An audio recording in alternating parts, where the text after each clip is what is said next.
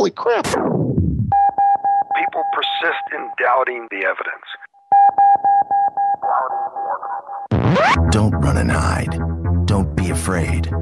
Don't turn away any longer. The truth will set you free. You're listening to Jimmy Church Fade to Black on the Dark Matter Radio Network. We're turning all of our antennas towards Jimmy Church on Dark Matter Radio.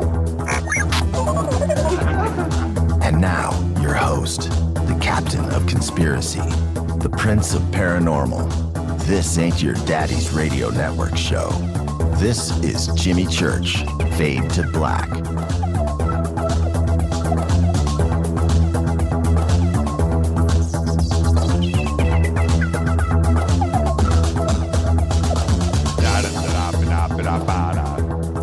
Yeah. Fade to Black. How's everybody doing? Fade to Black. Bespoke radio for the masses. Thursday night. Crazy show. Got a lot to do tonight. We'll get it all in, I promise. Today's July 24th, 191 days into the new year. As always, we are live from the JP Motorsports Studios right here in Burbank, California. For KJCR and the Dark Matter Radio Network, I'm your host, Jimmy Church, and let's get this one cracking. Oh, man. Big proud salute to the men and women in uniform all around the world fighting the good fight for us. Without them, there is no me, there is no you, there is no us. And you couldn't hear me right now. And I really, really, really need you to think about that. Are you guys ready? I'd like to welcome everybody listening around the world, all across this great country of ours, hither and thither, to and fro, front to back, north and south, east and west, up and down. Did I say hither and thither? Welcome. It's going to be a fun show. I want everybody to kick back, get comfortable. Our dead guy birthday today, Amelia Earhart, born in 1897 and supposedly, reportedly, allegedly died in 1939. One of the great mysteries of this country, of the world. 1939. I guess we'll never know, will we? Follow us on Twitter, Facebook, YouTube. Twitter is at JChurchRadio. What you want to do right now, if you're listening to my voice, follow us on Twitter at JChurchRadio. Hashtag DMRadioNet. Go hang out with everybody. I got an email that we should switch from TweetDeck to Hootsuite. That it's supposed to be the bomb, and we could do Facebook at the same time. And I was like, man, the last thing I need right now is something else to read in real time during the show. It's obvious that I am distracted. Last night's show, a few weird things went down. But we'll talk about that. Later on, we will have Jason Martell on. xfax.com, ancient astronauts, ancient aliens. And the bottom of the hour, Nick Menza will be here. Tried to get Nick live in the studio because he's right next door in Studio City. And if anybody needs to know the lay of the land, Burbank and Studio City are separated by a couple of street signs. We are neighbors and next to each other. Well, I think Toluca Lake might be in the middle, but Toluca Lake is one block by one block, literally a block by block square. And he's right there, but it was just a little too last minute, so we couldn't get him here live. But he will be with us at the bottom of the hour to talk about that video he shot last week in Studio City. I know that it was posted last night. Everybody checked it out, got lots of email on it and comments. It is trippy. Also got some email from a listener who actually took pictures of the very same thing from another part of the valley.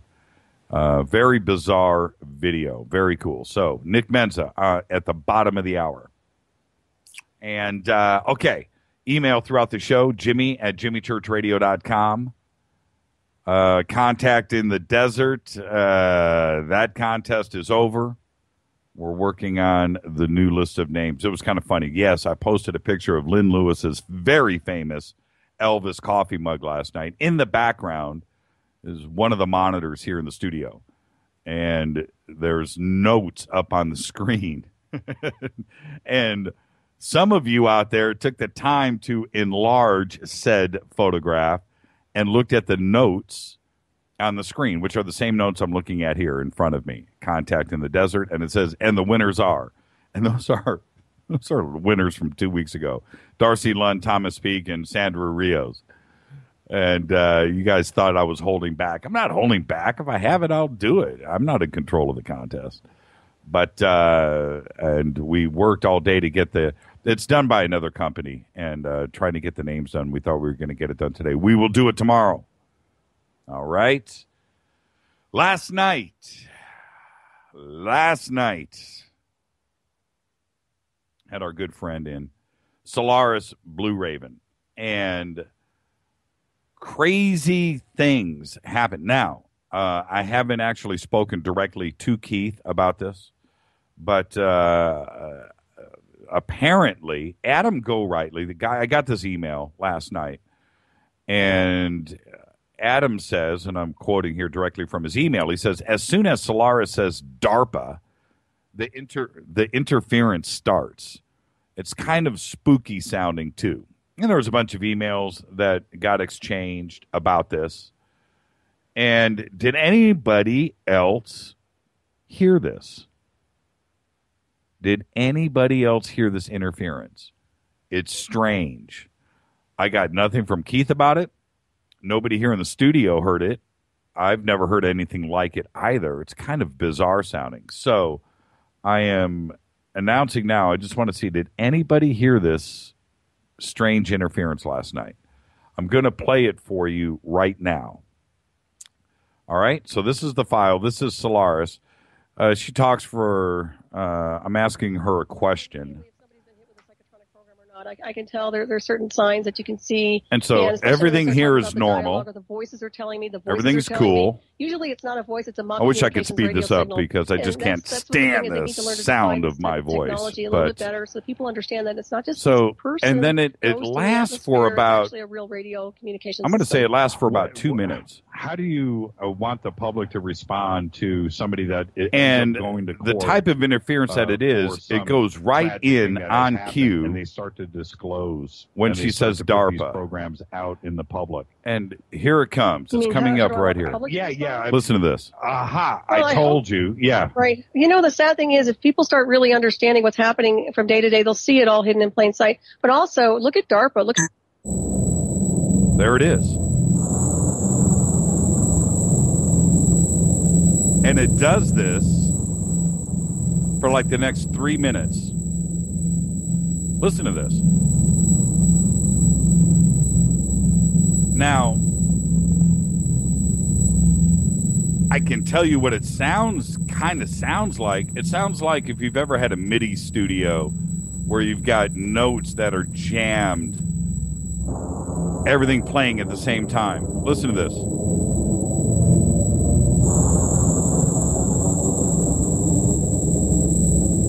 Isn't that bizarre? And this goes on and on in the audio file. And so I'll speed it up. Here's the end of the interview here. Okay? This is like 3 minutes later. We did the Mind Control Super Soldier Summit 3. There it is. Absolutely bizarre. Now, it didn't come from here, and so I'm wondering who else heard it. Now, I'm looking here on Twitter right now. Logan says, yep, heard it last night. It was on just before your show started today. Oh, really? Really? I've heard this before on the network. That's coming in from somebody. That's coming in from Spaceboy. Leslie says, yes, I heard it too. That happened more than once. Gordon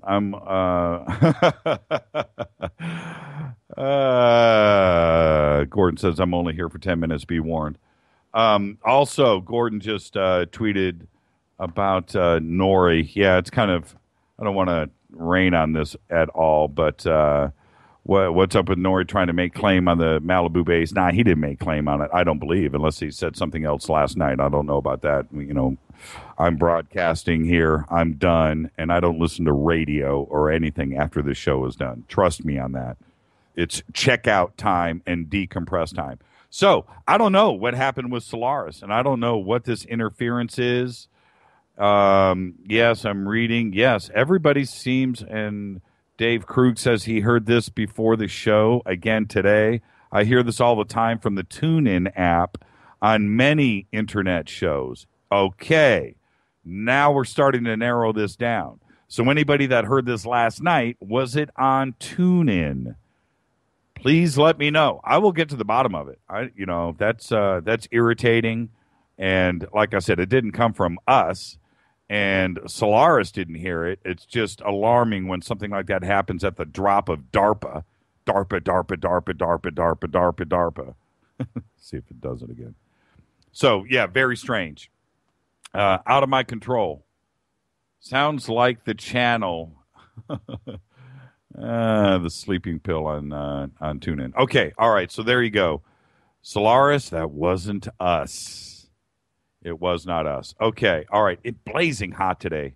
I got to tell you. I don't know how hot it is across the country, but man, oh man, it is blazing hot here.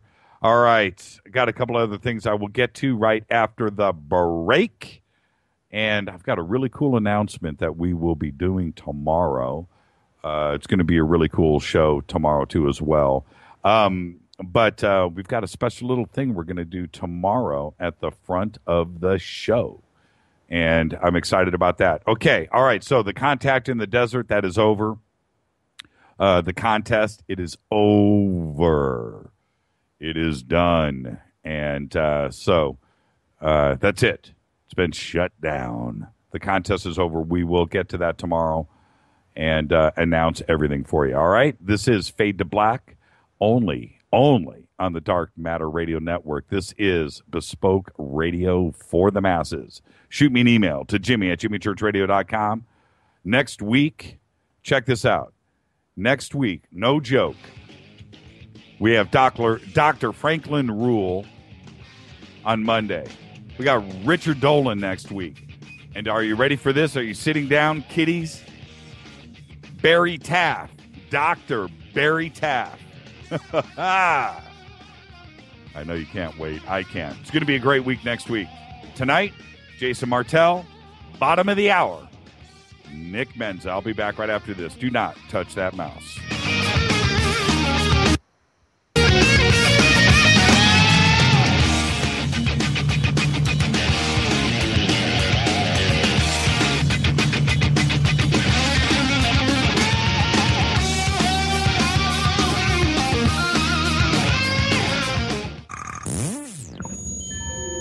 You're listening to Jimmy Church Fade to Black on the Dark Matter Radio Network. What's up, revolutionaries? It's me, Jimmy Church. Do you have an IRS or state tax issue? Well, I did, and I called national tax experts. My problems were fixed, done, fini, and man, I got to tell you, it was a relief. National Tax Experts are a recognized tax office that services clients in all 50 states. It doesn't matter where you live. Give them a call. I'm telling you, they take the time to understand each and every client's individual financial status as well as their financial goals. And that's exactly what you need, my brother, when you're taking on the evil three-letter. So, seriously, give them a call today at 1-877-909-5444. Again, 1-877-909-5444, or go check out their website, www.nattaxexperts.com. That's NATTAXEXPERTS.com. Tell them Jimmy sent you. This is KJCR at JimmyChurchRadio.com. On the Dark Matter Radio Network.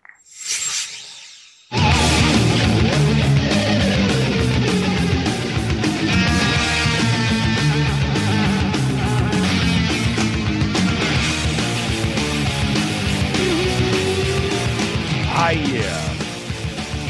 Fade to Black. I got to tell you, my friends, I love doing this show. I love hanging out with you guys every night. It's the greatest gift ever. And I'm very humbled. This is Fade to Black. I'm your host, Jimmy Church. This is bespoke radio for the masses, only on the Dark Matter Radio Network. Shoot me an email right now to Jimmy@JimmyChurchRadio.com. I didn't get my Lou email before the show. I'm a little bit upset about that.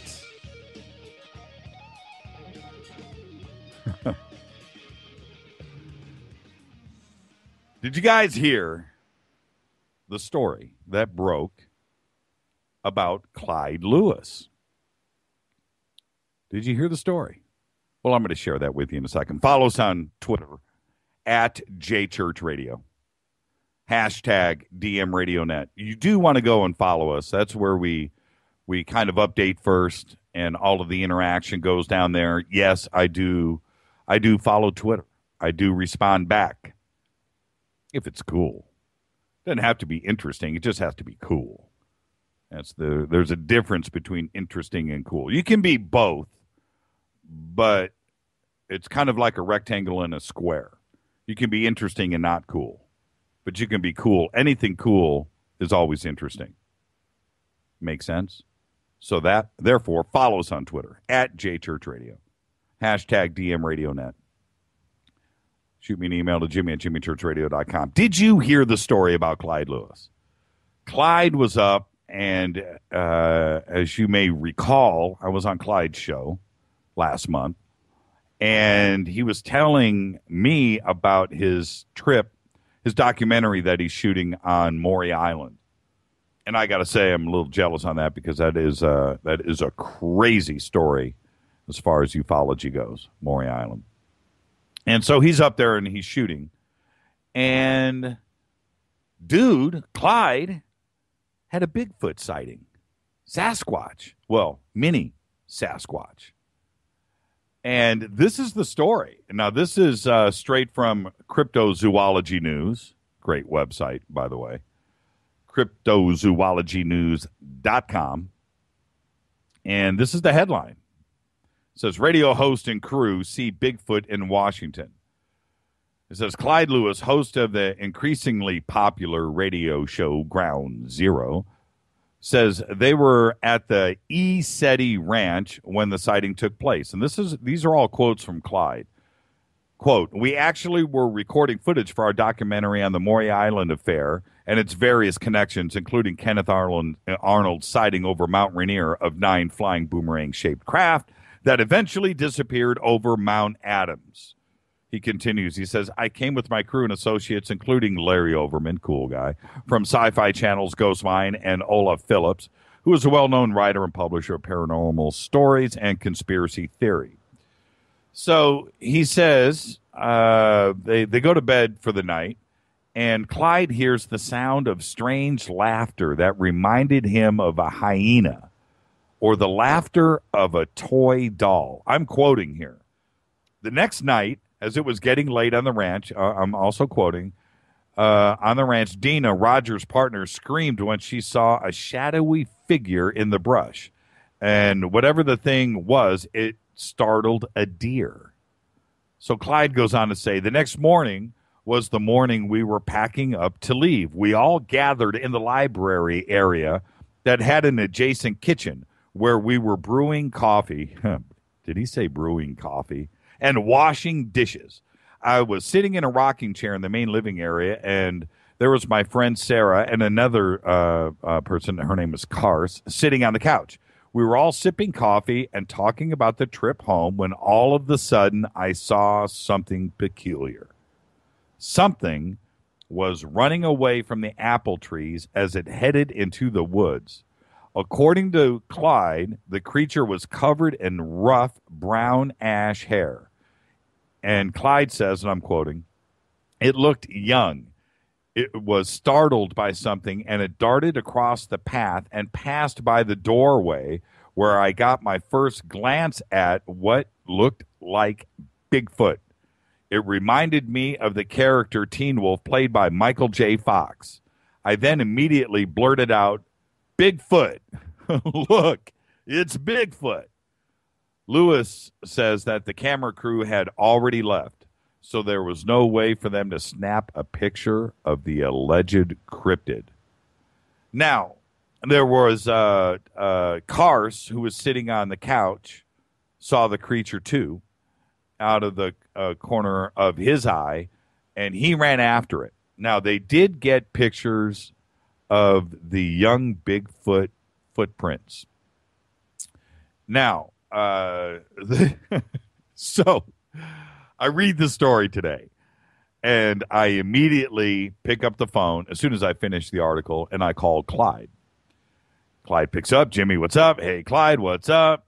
I said, "How come you didn't bag the little guy?" And and that's how I greeted Clyde, by the way. And he laughs, and he said it happened so fast that, you know, it was one of those situations where now Clyde is left with the same situation that anybody else who's a witness to something like this, UFOs, something strange, a ghost, Bigfoot, when you don't get a camera. You don't get the shot. You don't have a friend with a camera. Your cell phone is in the house, in the car, whatever it is, but you don't get the pic. And it happened to Clyde. And I said, "How does it feel?" And he goes, "Well, you know, now I know." You know, and he said, "You know, Jimmy, you go through the same thing. You're talking to somebody, an eyewitness that doesn't have a camera, doesn't get the pic, but they know what they saw." And he said, "Jimmy, you said to me yourself, you've seen things, but you couldn't get a pic." And I said, "Exactly. I understand when somebody says something like that and they don't have anything to back it up. As sincere and credible as they may be, it's always the first question from me, from somebody that's writing an article, that's doing some research, whatever, the news. Did you get a pic? Nope. You remember when Steve Murillo, one of the most credible guys I know, one of the most stand-up guys I know, Marine fighter pilot, went to the Naval Academy, serious guy, director of MUFON Los Angeles for 13 years, had his sighting at his house, Marina Del Rey, multiple triangles, flew over his head, no picture. He was at home, no picture, no witnesses. And now Clyde is in that spot. I said, "How does it feel?" You know? So he said, you know, it was one of those things where it's no joke. Camera crew had split. It happened so fast. We did see it, but it took off running. I know what I saw. I saw a baby Bigfoot, baby Sasquatch, no doubt, no question about it. Ran right by the door. I saw it, and it took off.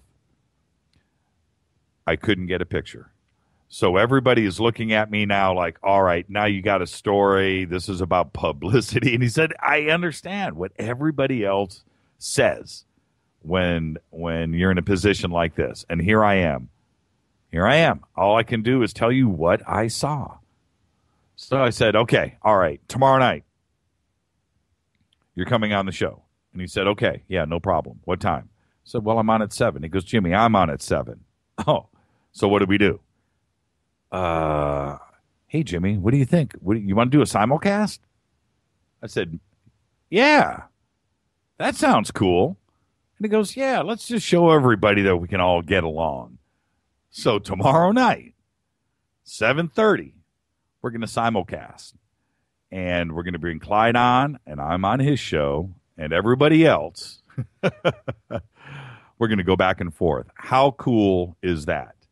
And I've got some other things. So I want to bring Clyde on to talk about Sasquatch, and he wants to talk about what we've been talking about. And things that he has been working on, which is all of these planes dropping out of the sky. What is going on with this trend? Now, before we get to the bottom of the hour and bring on Nick Menza, I do want to talk about something that seems to be very strange, and I don't know what is going on. And it is this. I don't understand, and this is how my brain works. I don't understand why suddenly we have forgotten how to fly planes. What do I mean by that? Think about what has happened in the last 5 months. It seems like we can't keep planes in the air. For whatever reason, that part doesn't matter. But now suddenly, transponders, radios, radar, pilots' abilities, we can't seem to keep planes in the air. We've got this crash now in Bali. What was that about?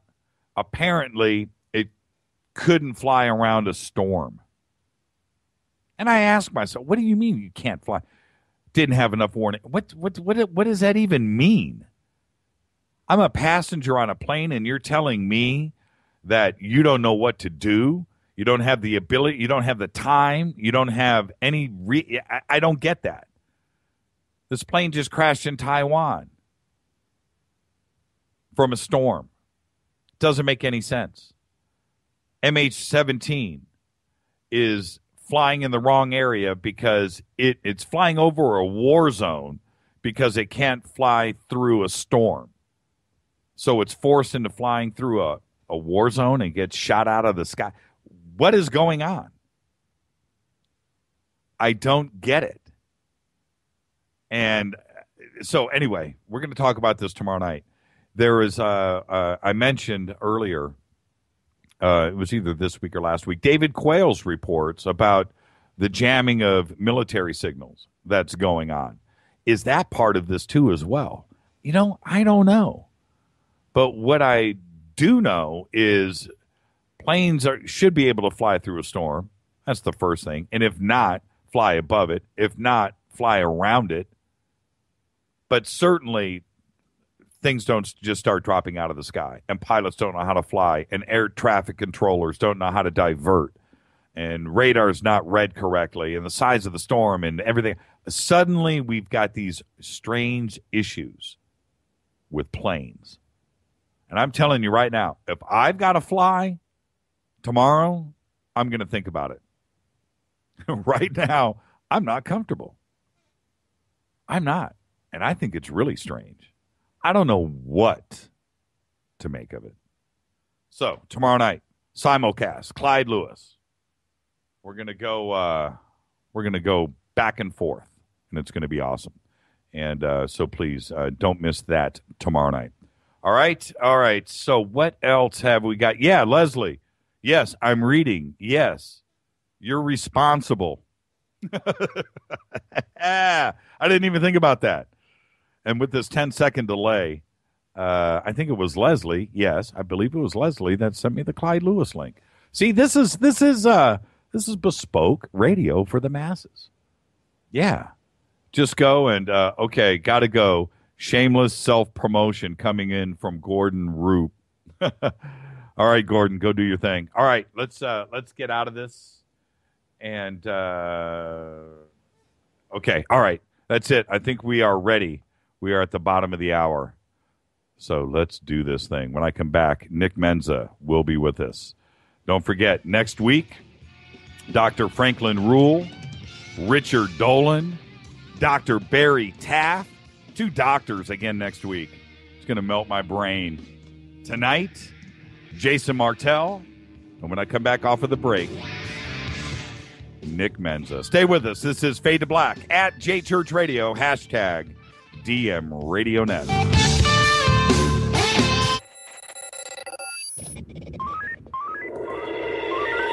Way out here, we listen to Jimmy Church on the Dark Matter Radio Network. Dark matter. Dark matter. Dark matter. Dark matter. Dark matter. You're listening to Fade to Black on the Dark Matter Radio Network. ¿Qué tal, mis amigos? Yo soy Mario Carzan, el tiburón, y los invito para que escuchen a mi buen amigo Jimmy Church Radio. ¡Claro que sí! Oi, oi, I'm Reese Evans. You're listening to Jimmy Church. This is Revolution. The revolution will not be televised. The revolution is on radio. Ciao.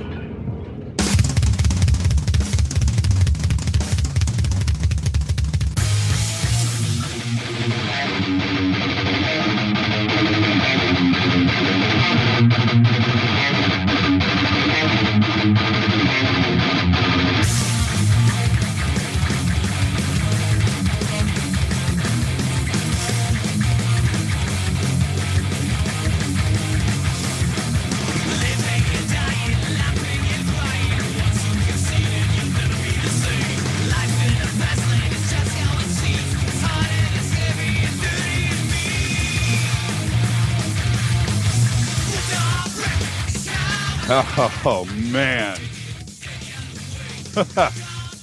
Could listen to that all night. This is Fade to Black.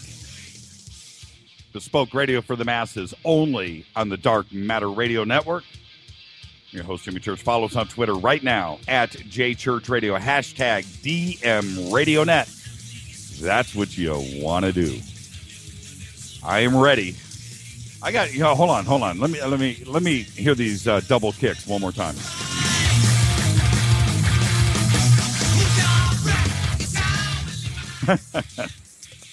Mad respect. I'd like to welcome to the program Mr. Nick Menza. Nick. Yo. Are you with us, sir? How are you? I'm here. Man, on the planet. Man. Oh, who is that guy playing drums? He's pretty good. Yeah, he's all right. Sounds like the kick drums are too loud in that mix. It sounds like you were playing them too loud.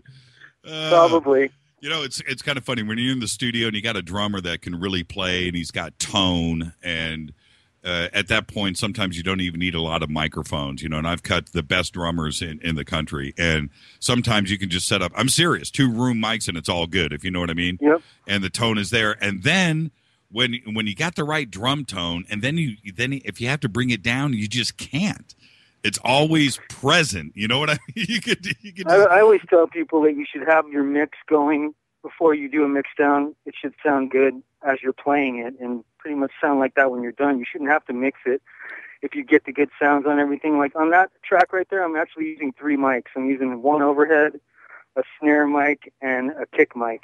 That's what exactly what I'm talking about, and the late great Andy Johns, God rest his soul. Good. I know Andy. Yeah, cool guy, and he used to live right here in Sherman Oaks, by the way, and very close to me over in Sherman Oaks when I lived in Sherman Oaks. But anyway, he tells this story, and it's a famous story about John Bonham when he was working with his brother Glenn. Yeah, on Led Zeppelin 3, Led Zeppelin 4, one of the two, maybe Led Zeppelin 2, doesn't matter. I think it was 4. And he wanted to impress Bonham. He's a kid, so he throws all of these mics, like 20 mics on the drums, close mic to everything, and three mics on the hi-hat, that kind of, And he said Bonham shows up with a bottle of vodka in his hand, takes one look at the drum set, and turns around and punches Andy and knocks him out, gives him a big shiner, and says, okay, now I'm going to show you how to mic the drums. And he pulled out, and Andy said he had been miking them for like 10 hours. You know what I mean? Taping all the cables to the floor, making everything pretty, and stripped it down to like 4 mics and said, okay, that's how you do it. And then they cut when the levee breaks. You know what I mean? Yeah. But a lot of it has to do with the room you're in too. It has to do with how good the room sounds and how good your drums sound on their own. Then you could throw up 1 mic and pretty much get a great sound. I could talk to a drummer all night about this stuff. It is just. I know. I get all into technical parts of stuff, and I really, over the years, recording at my house and having a studio here, every day I'm like putting something down. Doesn't matter what. I'm just playing, recording something. My kids, they're always recording stuff, and I try to discourage them from becoming musicians. Like, no, you don't want to do that for a life, job. The tracks, the bumper music that I use here on the show is Doug Aldrich, and Nice. And we all know Doug and love Doug. Now, but the drummer on this album is Chris Frazier, and I'm sure you know Chris. Of course. And now... Yo, Chris, what's up, bro? Exactly. That man. So Keep slamming. He was on Speak No Evil, I think. Yes. And he played drums with Speak No Evil, and that's one of my favorite records, by the way. And he also played. He also played with Steve Vai on Alien Love Secrets, I think. One of those. But anyway, so Chris, when we cut those tracks for Electrovision, Doug's album, that was done in the drums were set up in Doug's bedroom at the foot of his bed that he slept in. What better place to have a drum kit than at the edge of your bed for when you wake up in the morning, you can jump on the kit and start flailing. People would ask me, they go, man, where do you get that drum tone? I'm like, dude, that wasn't done in a studio. You could do this yourself if you know what you're doing. Dude, it's got to be the vibe. No matter where you are or what you're doing, there's got to be some sort of energy happening that's a good energy. You know, there's not many places where you can go and really play better than you normally do or sound better. One I just got a Twitter a tweet that says, "Hey man, I've even hung out with Bernard Purdie," and there's a guy that's Mr. Hi-Hat right there. So anyway, let's cut to it. Let's get to the chase. Sure. You've shot a video that is going around the internet right now, blazing around the internet. I've watched it. I don't know, probably 10 or 20 times. We talked about it last night on the show, and I've had a lot of comments and a lot of email about it. So it's so funny. I wasn't even going to put it up there. I just thought, I was shooting some video with my kids outside, capturing the moon. Yeah, well, let's super moon going on or whatever, and that's what I was really doing out there, looking at the moon, and just happened to see something out of the corner of my eye. My son was like, "What is that over there?" I'm like, whoa, trip out on that. At first I didn't know what it was. I was just kind of trying to see it and keep my hand held out in this, like a sturdy, place where it wasn't going to be jumping around. That's why I was focusing on the moon to begin with when I went out there. But, it was a trip. I don't know what it was. I'm not trying to, cause any attention to myself with that. Now, motor breath, on the other hand, that's where I'm trying to draw the attention. Paying, homage to one of my favorite all-time bands is, I don't think I'm, trying to put a stab on them or anything like people are saying. It's just all about having some fun, and I love playing the drums to that shit. It's awesome playing the first Metallica record. That's one of my play along with every day, Well, we're going to talk about that in a second, and I know that James Lomenzo is playing bass on this too as well, who is a close, great friend, and positively, there's probably 5, maybe 10 bass players on planet Earth that are in the Lomenzo category. That's it. Mm-hmm. He's an awesome player, cool guy, and we're going to work on some other stuff. I just throwing these covers out there just to put something out and just check out the vibe and see how everything flows along. And then as the originals come together, I'll have some new material coming out. Well, and some other players too. I don't know if I can even talk about that and say that so and so could be playing with us. That's just kind of rumor hearsay. So.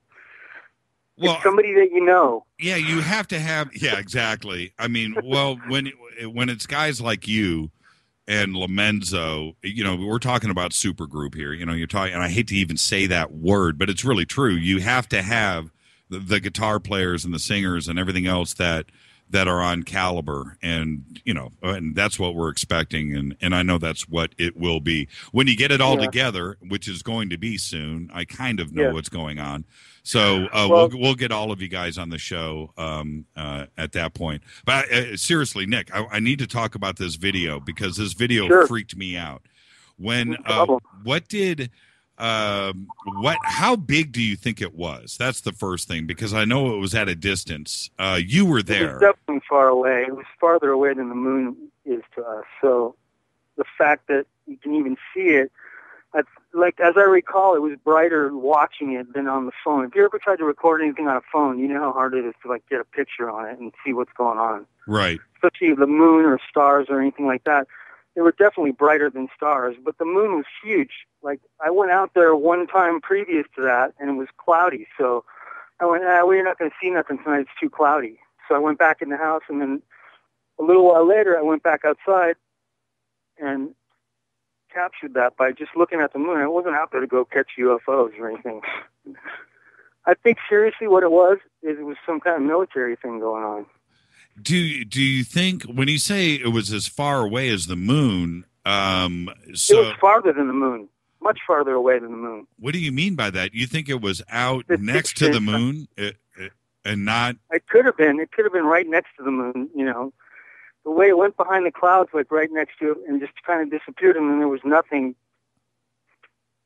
Yeah, and there was, it looked like it morphed. I don't even know how to explain it because it happened so fast, but it looks like... I've watched it several times since I shot it and trying to analyze exactly what it is, and I seriously think it's some kind of squadron of UFOs or military planes or some kind of like new stuff that we don't know about, because they don't tell us everything that the military has. Right. And, you know, they have seriously technology, you know, advanced so far.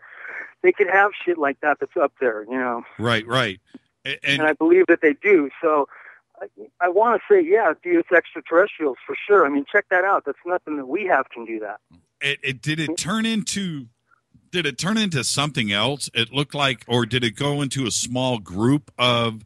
I mean, it wasn't a triangle or a diamond actually at first, kind of, and then that one spoiled out, and he was like, look, he's out of the gravity of the other ones, and then it looked like he got pulled into the one in the front. And they went as one light, and then they just went into the clouds and moved out, like the whole squadron of them. There could have been more of them, and I just wasn't seeing them. They might not have been lit up. Did you? Is there more to the video than what is online, or did you stop taping when the video stops? No, there's a little bit more footage after that, but there was nothing going on in it. Okay. I was just looking at it, going, "Wow, dude." Like that was awesome, you know. Like tell. The first thing I wanted to do was go look at it right away because I wanted to see if I caught anything on there. Well, that's the thing. When you have a video like that, what sometimes is more fascinating, it's not necessarily what's in the video, but it's the reaction of everybody that's around it, and you can hear that. Now, and it was just totally cool. Now, after, oh yeah, my kids were freaked out. They were just like, "Yeah, what is that?" My other son, my oldest, Nicholas, he's like, "It looks like a bunch of aliens, like a bunch of UFOs or something," he says. Yes. And after like that. Yeah, after you were done, did you see anything else? I'm sure that you were still looking to see if there was, or did it just completely disappear? No, it was gone. As soon as it went behind the clouds there, like the lights were out, and I don't know what else happened from there, but we watched for a little while longer, and there was nothing. And the clouds were going past, and it was almost cleared up somewhat.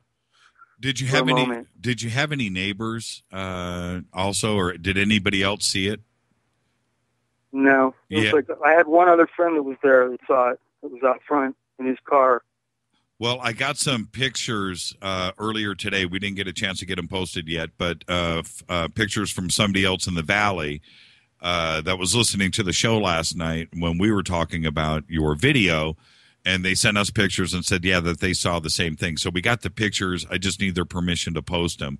But of course, yeah, dude, pretty but fascinating. You know what? I wasn't trying to like sell the shit to the media or get on the news or anything like that.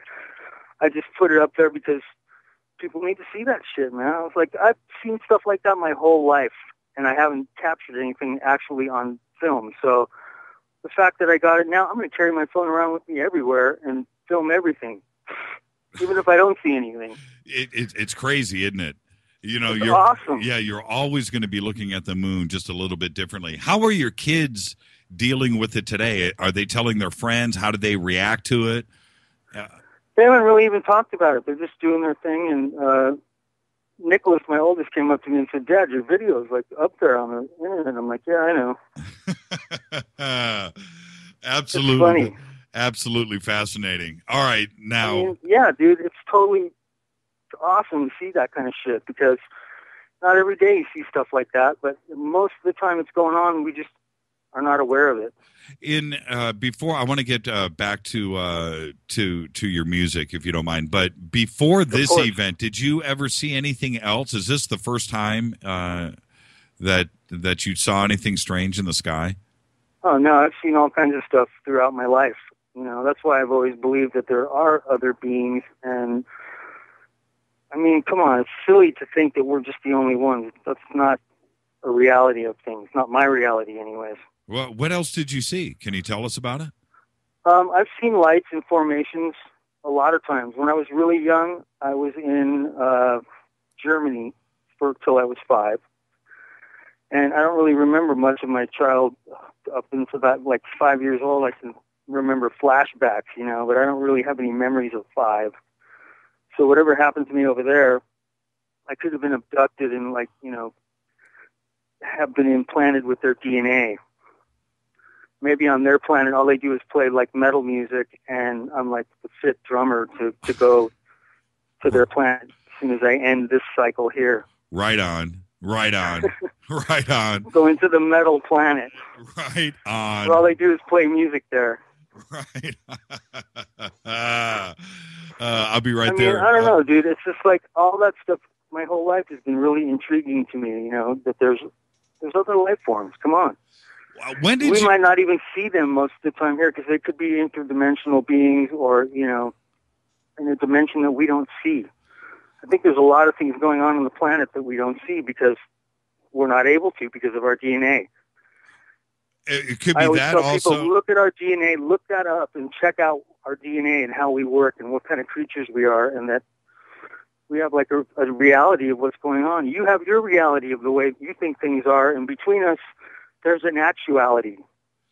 Well, you know, when you think about, you understand frequencies. Frequencies are a very strange thing. And if they can kill people, the frequency, you know, if it's the right vibration, it could totally, like, take down a crowd of people with a low enough subsonic, you know, rumble that's happening like an earthquake, per se, but at a volume where your organs would just, like, evaporate in your body. Because of the vibrations going on. Absolutely. And also, you might not be able to see a whole nother dimension if it's running on another frequency and another light wave, you know. And one of the things that really trips me out, and I know this may sound fundamental, but it's true. You know, if you put on a pair of glasses that have a filter on it that filter out a certain color, there's things you just don't see. And you have to think about that for a second. There could be, when you think of the paranormal and ghost and what people refer to as ghosts, also ET or, you know, something strange or alien is something that quite possibly is just bouncing out of their frequency, their light wave, their dimension, and popping into ours just for a second and then go away again. And that's why things come and go so fast. And I believe that everything we're looking at is a hologram and reflection in space. And the farther we look in the distance, the farther back in time, what we report as time, we're looking. That's already happened. There's no place for the stuff to go, so it's just blowing out in all directions. And we're seeing a flash of the light that happened. You know, there's other planets like Earth. You know, there's other beings out there on other asteroids or planets, whatever you want to call them. And I think they come here for obvious reasons, for energy that comes off our planet from the magnetic poles. That's probably how they travel in and out of dimensions. It gives them a little booster. There's a thunderclap and a lightning storm and a tornado, and they come in and out. See ya. When did you find out that you could actually play? Well, did you start playing at a very young age, and when did that talent? When did you realize that? I mean, I started playing when I was like 2, 3 years old, and so I think last year I realized I could play. And did you play? It was just last year. It was on Christmas. I got on the drums and went, "Dude, you're awesome on the drums." And I went, "Yeah, I guess I'm okay." They're like, "No, man, play that again." You know, I was playing on a friend of mine's drum set. And well, your dad, I'll let you tell the story. Who's your dad? My dad's name is Don Menza, and he's a tenor saxophone player. And I grew up around a lot of jazz and classical in my house. Did you get a chance to play with your dad when you were very young and his friends? Well, we jammed a couple of times, but I'm trying to get him to actually do an album with me. Oh, that would be cool. Right now, and just put together like a little, session on the weekend, get some really rad dudes in there to play, and go in and just cut some jams out, some high energy fusion metal. Oh, how old is he now? He's going to be 79. Yeah. Oh, by the way, happy birthday. Thank you. Yeah, it was kind of weird. I'm half a century. Yeah.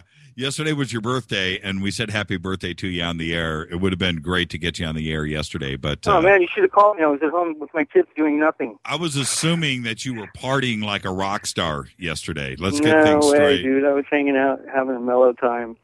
Well, it's just as well tonight, though. It's just as well. No, actually, I had a bunch of hookers, and, massive, like the police came. Yeah. Guns N' Roses Guns N' Roses. Some people just don't know how to party and not get in trouble, Well, I managed to get through it. I did. It's really what happens. It's like this area, Studio City, is a nice area. There's nice houses around here. People are pretty mellow. I can raise the volume level here, but not like. Well, what's funny is that area. You live there, I live there, Rudy Sarzo, Ronnie Dio, Doug Aldrich. That's kind of weird, huh? Yeah, right? I mean, within a few blocks of each other, everybody lives right there. And that's only the tip of the iceberg. I mean, there are some serious cats that live, I mean, Joe Walsh, that just live right there. Dude, I love it here. People say, how can you live in L.A. and in Studio City and North Hollywood, whatever? I'm like, dude, it's not like the news portrays it to be, when you watch the news, look at the Ukraine right now, man. Yes. That's ridiculous, it's like that. I couldn't live there, there's just places that I don't want to go. Now this is where I was going earlier. So when you're playing, now you're I don't want to, you're a very serious drummer and a serious musician, and you're at a level technically that you go into autopilot when you're playing, and your style of drumming is to me is always the most impressive. First off, I can't play the drums. I can play the guitar a little bit. I can goof around. Drums is something that always escaped me. I'm the whitest drummer on planet Earth. Now, that being said, when you're playing and you go into that zone, what is it that you do see? Are you seeing colors? Are you interdimensional? Are you... Because I know you go somewhere, and at the end of the song, you come back. You know what I mean? What is it that goes through your head when you're? I don't know. I could be being channeled by aliens, by aliens, and playing the drums. It's kind of strange because I try to listen to what the music is doing, and then play to that, whatever I think feels the best. And I like to play aggressive music and play aggressively because it's fun, and I love it. Totally, you get your angst out. It's totally like Animal session. It's like Animal from the Muppets. It's not you play it, you're just kicking back. All right, let's play Holy Wars and be relaxed. It's not going to happen. Who was the drummer that you looked up to growing up? Everybody's got the one cat. Who was yours? I mean, it's hard to say because I love Bonham. Bonham's one of my favorites, obviously. If you play rock music and you don't like John Bonham, nice talking with you. Yeah, right. Hey, you know what? Hey, Jason's not that bad either, to be honest with you. Jason's not too bad. Dude, it's his son. Of course I know. He shouldn't be bad. Come on. It's like he's not going to be like his dad because his dad was the innovator. It's already been done once. So unless you're going to innovate a style, that's why I love playing to the cover stuff so much, It's like I'm going to put out some more Metallica songs. I don't know which one I'm doing next, but I'm just going to bust a couple out because that's one of my favorite albums right there. Yeah, you know what? Lars is a rad drummer, okay? Everybody can talk shit about Lars and say Lars sucks and this and that. It's like, no, dude, Lars is an innovator of metal and songs and drumming style. He has a very unorthodox style, the way he plays. And he plays shit that I would never even think of playing. I'd play something totally different than what he just played on that. There's one thing that I respect about Lars. I'm telling you, I can talk drum talk, and I'm going to do it right now. There's one thing that people don't understand, non-drummers, they don't understand. Tone comes from loudness. Tone comes, you're not going to get tone from being a tapper. And nothing. There is a point of diminishing returns when you hit something so hard that you choke the actual sound of it. Yes.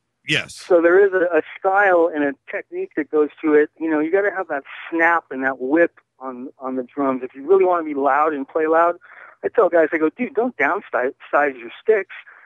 Play with bigger sticks. Right. That's going to work your muscles more, and you're going to work less at hitting the drum and making it sound loud. It's the same thing with guitar. Thicker strings, higher action, better tone.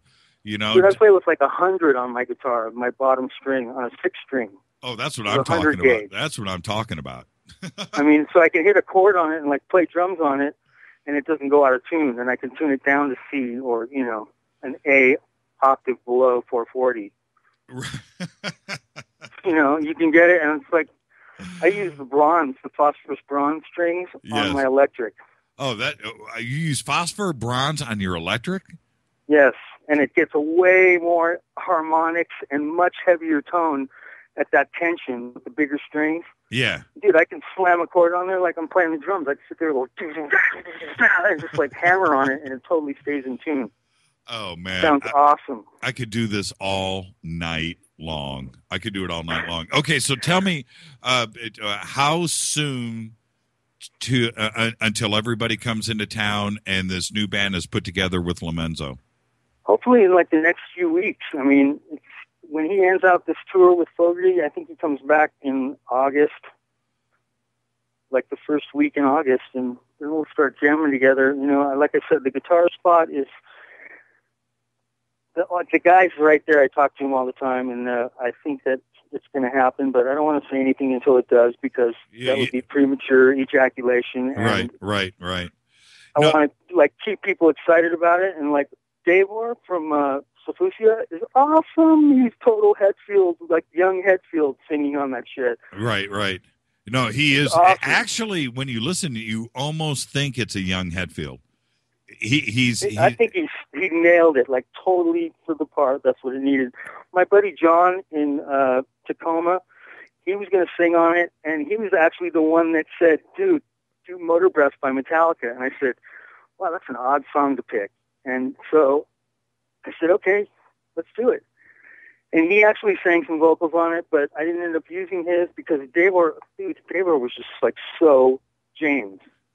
Totally. Sometimes when you do a cover, either you want to do it differently or you want to do it exactly like the one on the record, you know, or try to get as close to it as you think you can. Right. Because it's never going to be Metallica way. And Metallica does a killer. They do this. They've got the feel going on it. And it's hard to capture that, you know, that magic that happens when a band plays together and everybody's playing the same shit and then the same vibration. Right.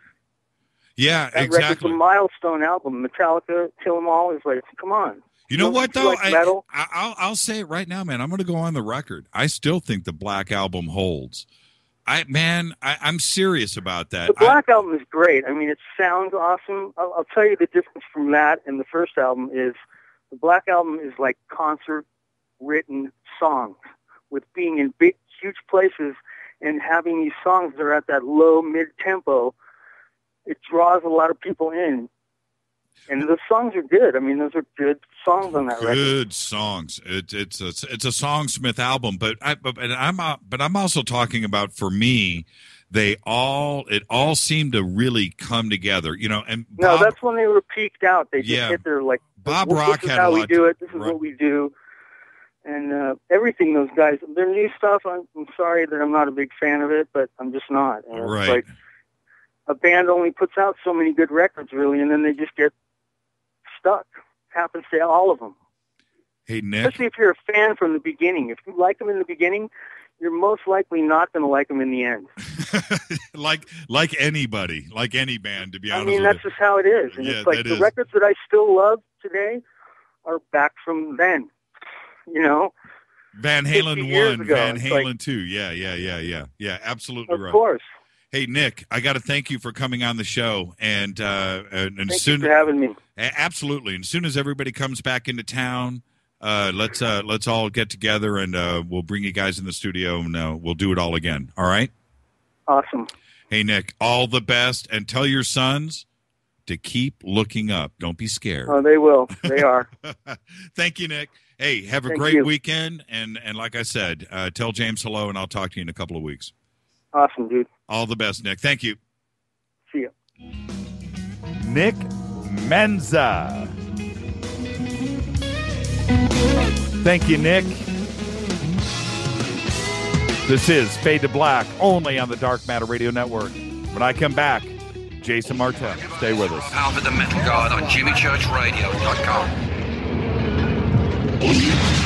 What's up? My name's Brian Taylor, Ninja Badass Extraordinaire, and this is JimmyChurchRadio.com. JJCR in your face. JimmyChurchRadio.com on the Dark Matter Radio Network.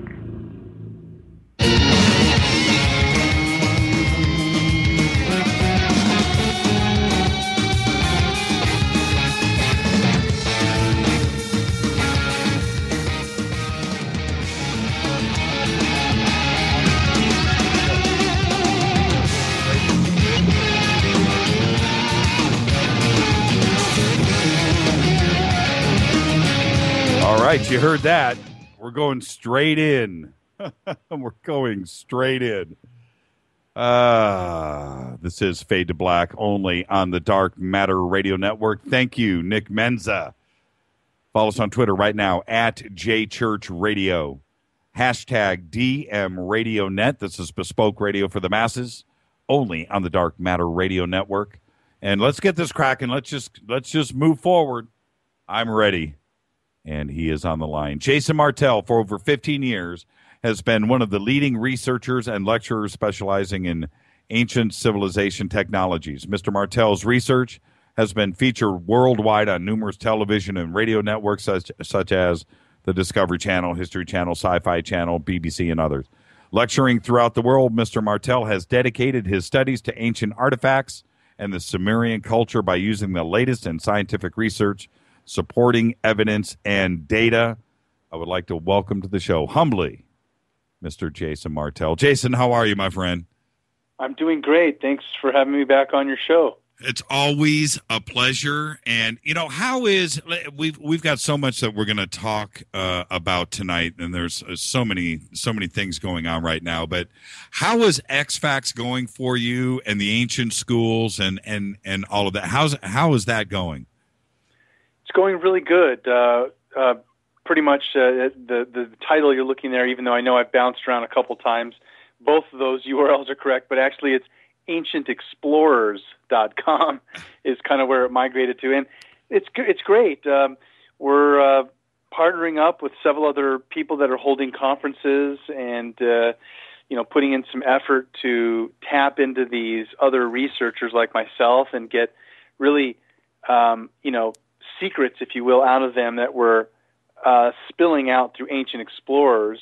And aside from creating an online experience of connected researchers like myself and others that you can interact with, we're going to be doing some expeditions. We're going to start our first organized expedition probably around August, coming up here relatively shortly, reaching out to our members to organize our first trip, which I think is going to be to Machu Picchu.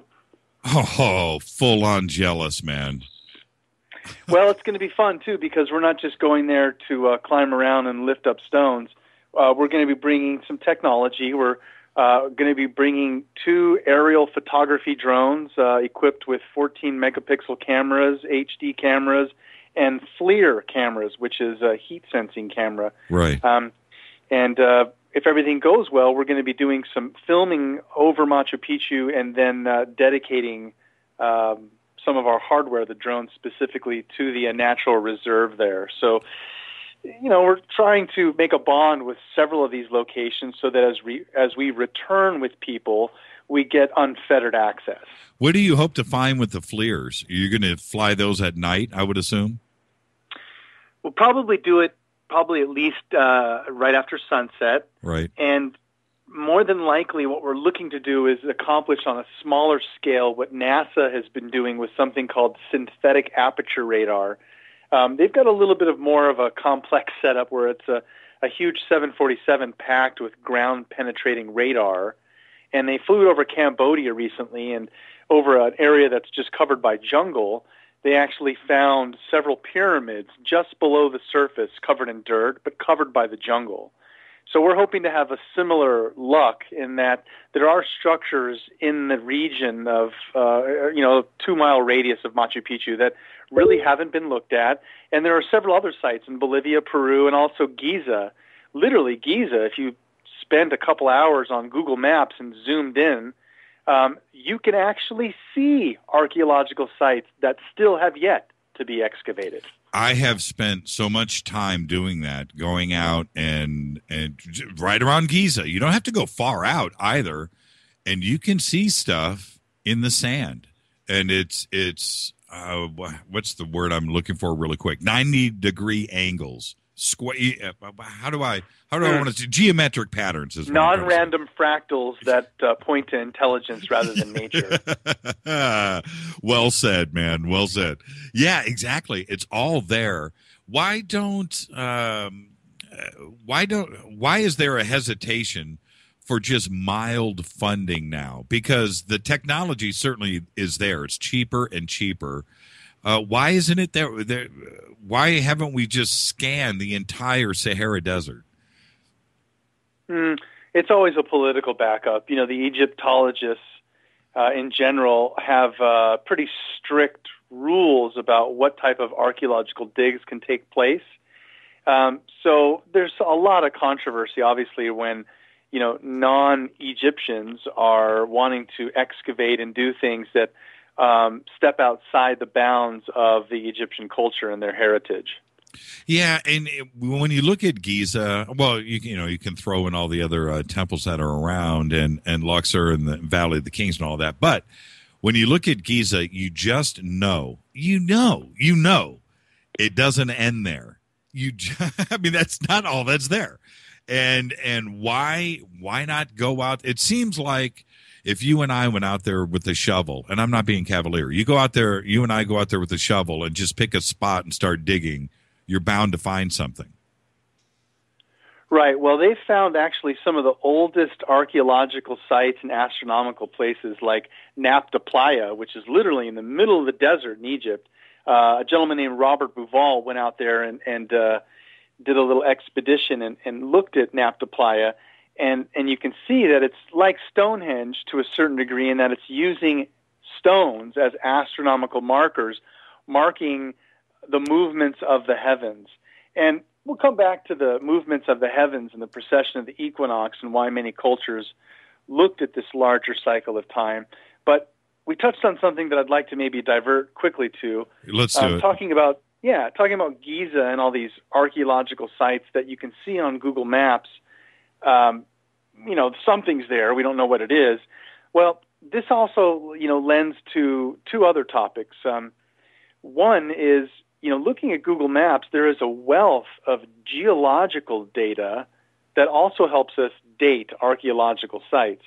Giza, again, is a great example. We know that from ancient times, the pyramids are spoken to have been right on the shore of the Nile. The Nile was literally lapping right up on the onto the banks of the pyramids. If anyone looks now on Google Maps, you'll see that the pyramids are very far away from the Nile. There's actually a city in between the Nile and the pyramids. And geologically, this shows that the amount of time it's taken for the Nile River to meander away from the pyramids is thousands and thousands of years, probably at least 10,000 years plus. So there are, other sites, again, like Lake Titicaca in Peru or Bolivia and other places that we can look at the geological changes, just natural changes, and see that there's been a time scale as to when some of these sites, which would have been right next to waterfront property, have now meandered away. Now, having said that, Jimmy, another thing is interesting is looking at satellite data and talking about non-random fractals and starting to get technical. This was actually a very passionate part for me because this is how I got interested in the whole ufological topics. My background doing image analysis of the face on Mars and other structures as an independent researcher actually, came to fruition based on my interest in college, where someone had said that there's a face in pyramids on the surface of Mars, And I was not at all interested in UFOs or aliens or even history for that matter in college. So when I started to look into these topics, it led me to another company that happened to be located in San Diego where I was attending college called Malin Space Science Systems. And they're the company that over the last 30 years has equipped all the orbiters and landers, at least 90% of them, with the cameras.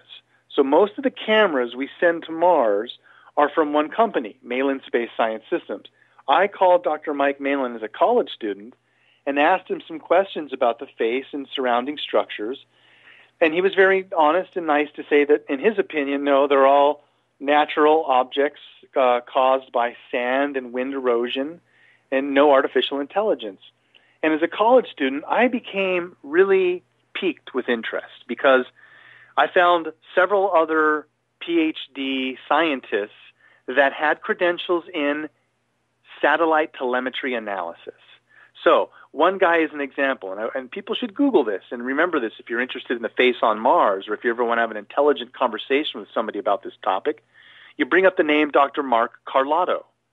Dr. Mark Carlotto has a PhD in satellite telemetry analysis and developed a set of fractal algorithms to identify using Earth telemetry, satellite imagery of Earth. He could take his fractal algorithms and look at satellite telemetry over Russia and say, oh, look, I've detected that those are actually tanks or troops or something covered up by, a tarp or shrubs. But his non-random fractal analysis would be able to identify artificiality. When he ran his fractal algorithms on the satellite telemetry over Mars, over Cydonia, where the face and pyramids are, the face and pyramids come out to be a 98% probability to be artificial. So there's a whole thing, and I'd like to at least touch on some of these tonight in our show. There's a whole thing around the data about the structures on Mars, which really does merit further study. And for me, Jimmy, that's what really sparked my interest when I realized, well, wait a minute. I'm looking at structures on another planet, Mars, let alone all the things we have here on Earth that we still can't explain. That's what really kind of kick-started me. But Mars is definitely a good topic that we can kind of kick around if you're up for it. I'd like to I'm right there with you, man. I'm right there with you. I've had, and let's do it, I've had both sides of the fence on this show.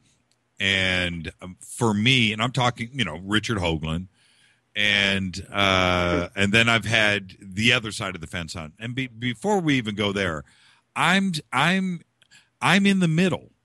And what I mean by that is Mars is very old, and to me there's disturbing things that are going on Mars, and I think that we are deliberately not checking it out.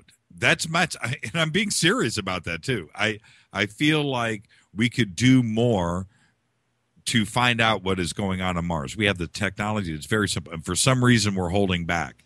Or they're holding back information. And that's why I'm kind of in the middle, if you understand where I'm going with that. And then there's the other side where I think that Richard and in his research, he has certainly brought a lot of this to the public's attention. And I think that is most important to raise questions. And here I am, I'm stuck in the middle. I want to find out more. So yeah, I'm fully with you. Let's talk. Yeah, Nick, I have been very intrigued for close to 20 years plus now, being 40. So this was what really sparked my interest. And for me, the first image analysis that I did just as a college student, understanding what the eye does to process the RGB spectrum of light that we can see, a lot of the things that we take on the surface of Mars, it always looks red. The images are always red. That's because they're using a wider spectrum of light. But if you process those images for what the human eye would see, it's usually a blue sky on Mars. Now, what's really interesting, though, is we were just talking about geological data and evidence here on Earth, meaning the Nile used to run up right against the pyramids because everyone likes to live next to waterfront property, and they built structures in ancient times next to seas and rivers and lakes just like we do today. Well, it turns out that extends off the planet as well, people liking waterfront property. Because if you look at the Cydonia region, and I've published data on this on ancientexplorers.com in our blog, Structures on Mars. If you look at the data, where the face is situated and where Cydonia, the pyramidal structures, are situated, it's literally on the precipice of an ancient shoreline. All the ancient structures of Cydonia are literally right on an ancient shoreline. You can see geologically that it's bright, knobbier, bumpier terrain, and then right as you get past the structures, it fades into a different type of terrain, more mellow, less knobs, and that's where the face is situated. It's almost as if the face is pretty much like the Statue of Liberty on another planet, meaning the face is literally a monument for all the structures on the shore to look out and see. I saw one of the pictures that you posted the other day, and it was an eye opener because we're all familiar with Cydonia and the city and everything else that's there, and it does look strange, but that's not the point of why you posted this picture. You put a little word there, water, right? So I'm looking at that, and that made more sense than like all of the collective data put together. I know it's right in front of us. Yes. I will repost that picture. And so, I thought that was. Let's talk about that for a second. The water section. It looks like a lake, or not, a lake isn't the right word. It's an ocean, but it's to the east of Cydonia, right? Boy, I'm not going to. It depends on what angle you're looking at the planet, but yes, I guess yes. Right. If you're from what we're talking about, correct. The face is to the east, and the city's to the west. And there's two large pyramidal structures on the west side of the land, and you can clearly see that the terrain changes, darkens, becomes more mellow, just like you would see at a sea basin, and then you find the face. Now, the face is not small. It's 1,500 feet high and over a mile long on its longest side. So it's definitely not something that could be missed by someone traveling, let's say, from outside our solar system in. And before Mars had its great catastrophe, it's theorized that Cydonia would have been orbiting literally right at the equator. So literally the face would have been kind of just circling around right at the center point of the equator of Mars. What when we talk about the great catastrophe, let's visit that for a second. And what's the timetable? What's the time frame on that? And is there a connection to the asteroid belt, and what do you think caused it? If we look at all of the planets in the inner solar system, there's heavy bombardment by asteroids and meteors. Even our moon has this type of evidence. So something in the past has caused great effects on the inner part of our solar system. Now, up until now, now I'm going to bring up a word, but I'd still like to stay on Mars, even though I'm bringing up this topic. Okay. Something in the past has caused orbital anomalies in our solar system that can be easily explained by including one large extra planet, a planet X, that if orbited through the inner part of our solar system could have brought with it, gravitationally attracted to it, a bunch of comets and debris and little planetoids that when planet X passes through the inner part of our solar system, those fragments and debris are subject to really whacking us hard. Now, that's a theory, right? There are other theories, too. One that I'm leaning more towards about us being in a binary orbit. So we'll come back to that topic. The point of why I'm bringing it up is that there is a good amount of evidence, just looking at the planets, that they've been whacked heavily by debris. So at some point in the past, Mars suffered something that made it lose its atmosphere. But where the controversy, and I understand of what you said earlier about being in the middle, where the controversy comes up for me, too, is I've spent a good amount of time looking through the Malin Space Science Systems archives for the Mars Global Surveyor, the Mars Express, the Mars Odyssey, the Pathfinder, and various others that we have on the surface and in orbit. And what we're starting to see is that even though it's not on CNN or MSNBC, there are things happening on Mars that really make the eyebrows raise. And for me, I'm documenting what looks like standing water, flowing water, green vegetation, at least in bacterial form because it's green, it's algae-like. And these images are publicly found in the NASA archives from some of their latest missions. So, yeah, it really starts to raise a lot of questions, because when we compare more of these things that add up to this singularity of Earth and Mars being very much alike, structures, Mars-Earth structures built to waterfront property. We have water on Mars now as well, living plants on Mars. So there seems to be a lot of things pointing in the direction that Mars might be a much more alive today than we're being told. If you were in control of a project, where would you go on Mars? Because it seems like they're going in the wrong place every time. So where would you go? Well, I'd probably go to Cydonia, obviously, and I'd want to, investigate those structures, which doesn't seem to be taking place. Right. And I can also understand why. It's a political backup. We've been investigating mainly, which is another thing that causes controversy, even though they're not looking for it. We've been investigating mainly a site called the Gusev Crater. NASA's been looking at this ancient riverbed, or an ancient bed of salt water. It's like an ancient, ocean bed, if you will. But what's interesting about all the evidence that they're documenting is, and you can even Google Gusev Crater. Very interesting, because NASA publishes black and white images of the Gusev Crater, and we see these oily streaks, is what I would call it, some kind of weird thing coming out of the ground. But ESA, the European Space Agency, who also now has a satellite around Mars, their photography of the Gusev Crater is in full color. So that same oily thing that you see of the Gusev Crater from NASA's images from ESA is in color, and it's all green. It's a big patch of algae. Why? But that's exactly what I'm talking about. Why isn't there a probe? We have all seen. Okay, this is where I'm just going to talk bluntly. I'm going to speak very bluntly. There's obvious frost and white spots on Mars. There is talk about possible water on Mars. If I see that headline one more time, I think I'm just going to have an aneurysm. Why aren't we sending a probe into the pile of snow and see, what is growing there? Is there algae there? Dig underneath that, probe that. Why not do that? It seems simple. I don't get it.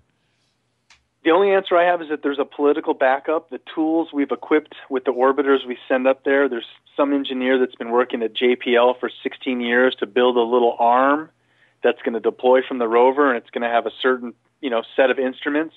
And those instruments are going to have something like a drill, a camera, and the ability to, detect amino acids. Right.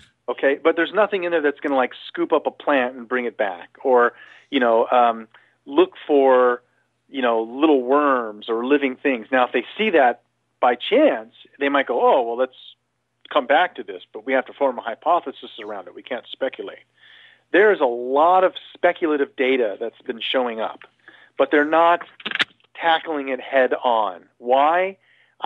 The only answer I can give is that being a scientist, they only have tools that allow them to test for certain scenarios and not the big questions. We just posted one of our Twitters, Fadernauts, just posted the picture. So everybody go over to Twitter and you'll see the picture that Jason has posted with the water section and land next to, yes. And indeed, if we're looking at it in this direction, it is east. And I think it's an interesting picture, and I do agree. I sound like I'm stuttering right now, but I'm looking at the picture at the same time. And, yeah. Well, and it reminded me of the first time I had heard Richard speak. Back in the day, Hoagland on Art Bell. And I was looking at those images of Cydonia back then, and it was something that you words can't really describe. It does look artificial. I think that's it. You can't really say man-made because that really wouldn't apply. What's the other? I started to ask this earlier. What's the other getting away from Cydonia, what else on Mars is intriguing you? Well, I think there's just the two things which we've kind of opened that door. One is, the Cydonia structures and just using more of a scientific approach to look at them. The face definitely has areas of under inspection closer up, looking at several different satellite missions. The sun is in a different angle. It always looks like a face. It's not a trick of light and shadow. And it has symmetry and things that just can't be made up, like, a headdress that looks Egyptian, eye sockets, nose, mouth. So the structures, on one hand, I think just merit further study. And two is, there's just, again, all this geological data about the current surface of Mars now. You mentioned, water on the surface. Again, going back to the Viking orbiters and lander, the very first missions we sent to Mars in the 70s, those archived footage shows frost, snow all over the surface of Mars. So even back then, there was, water on the surface of Mars. And what we're seeing today really just boggles the mind in what appears to be standing bodies of water, clear signs of vegetation growing around the water.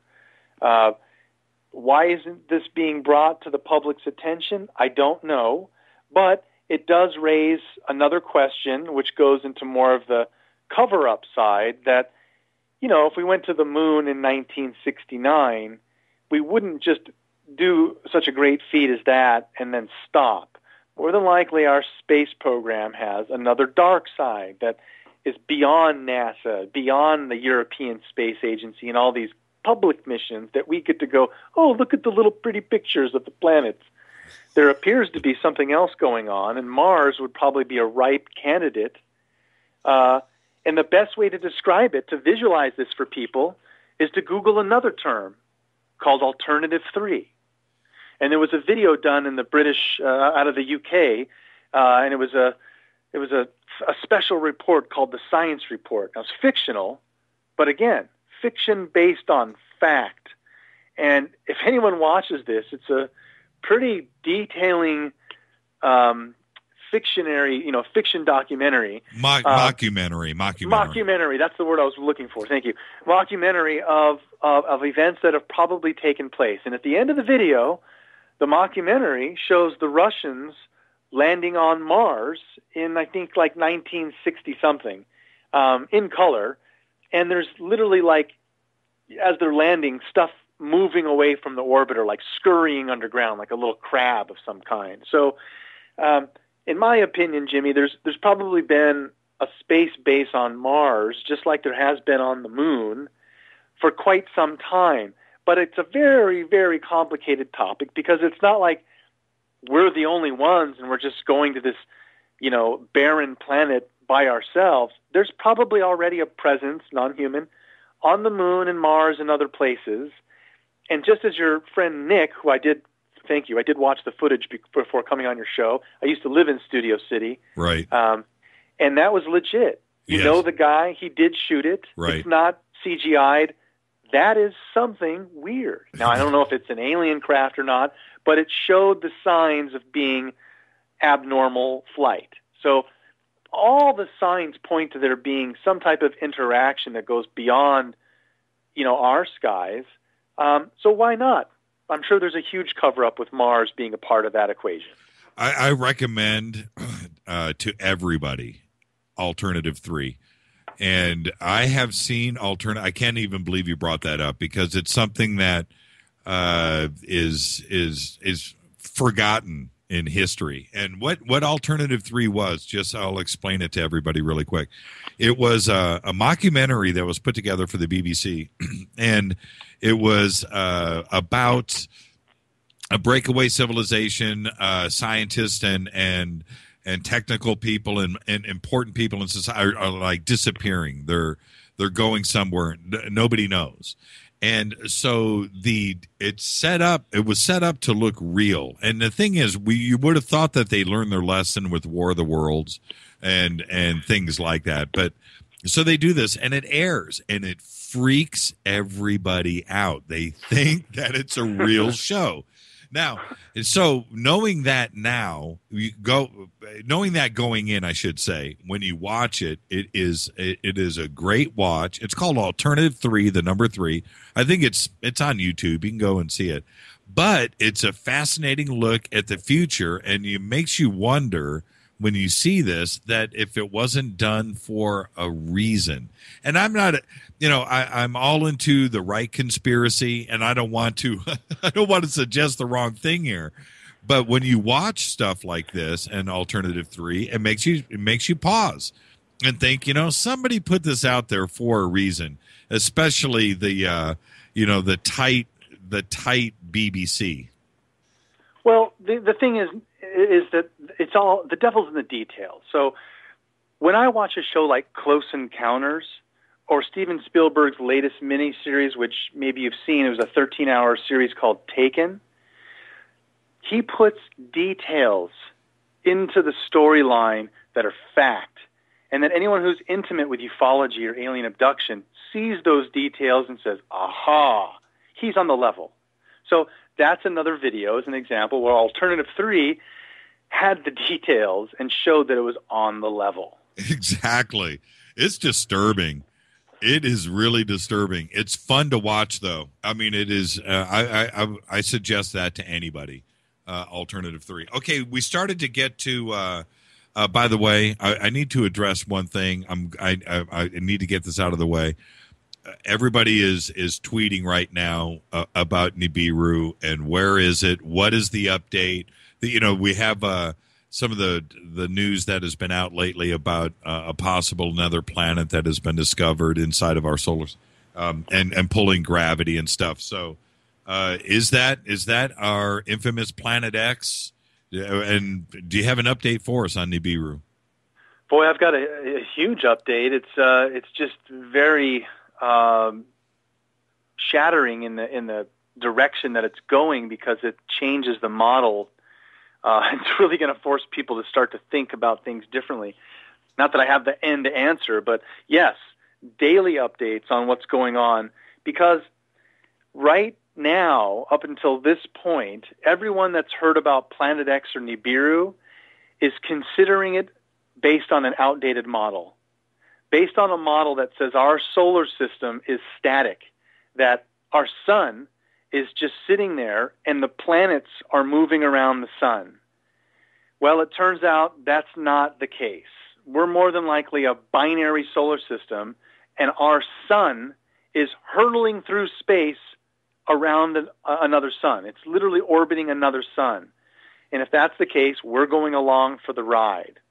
So there's some very interesting observable motions that we've been starting to document over the last couple of decades, trying to understand the movements of the heavens and why over 30 ancient cultures, an ex-MIT professor named Giorgio de Santillana wrote a book documenting how over 30 ancient cultures used this system of astronomy kind of as a large celestial clock.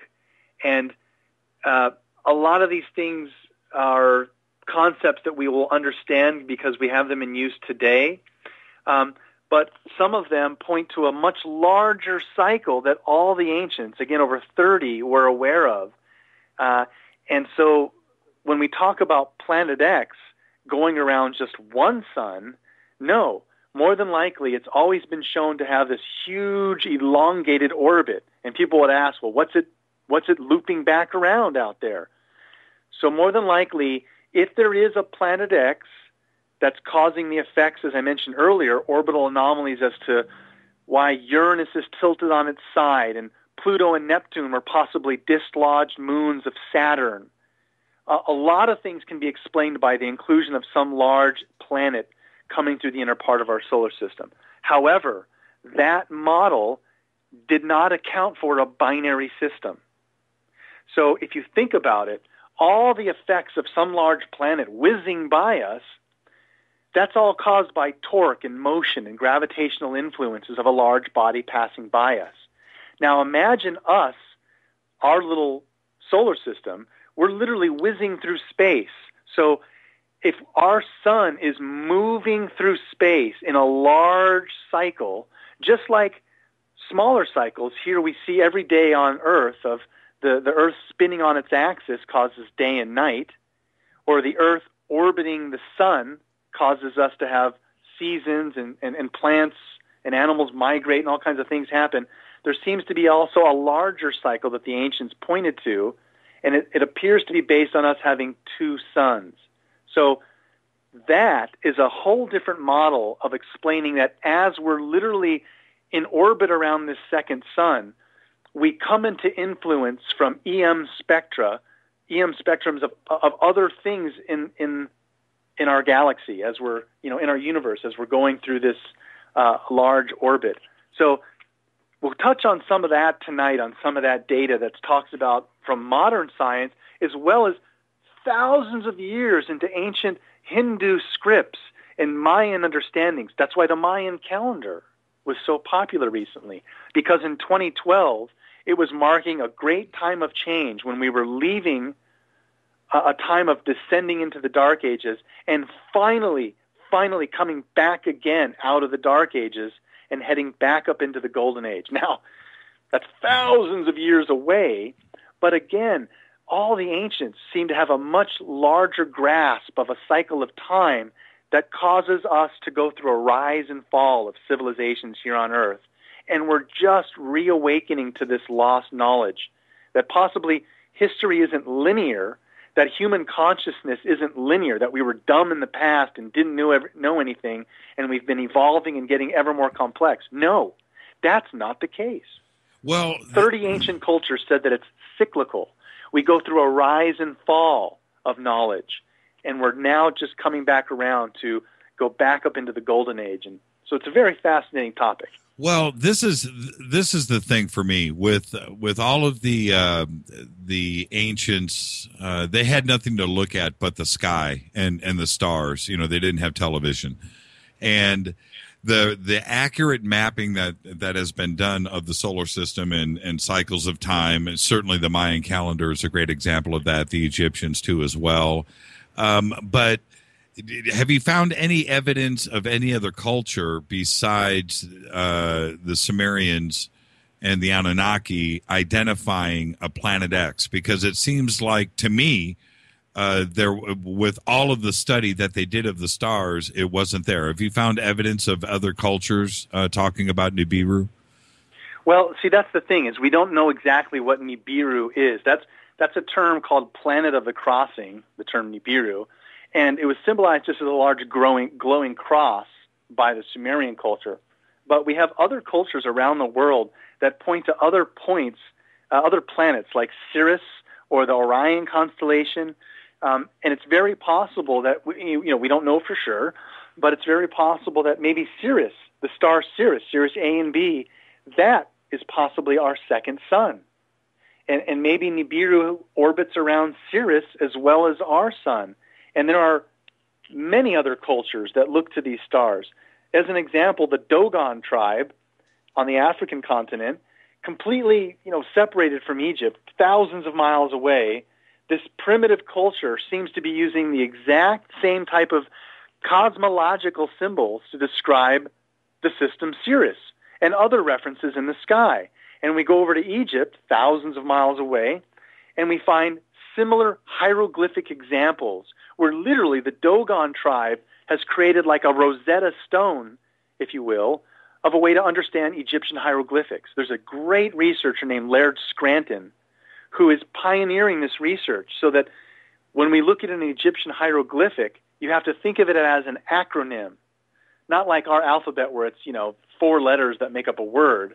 They would use, the hieroglyphics were like acronyms. So like FBI, Federal Bureau of Investigation, when you would see FBI, you would know that that's what it stood for.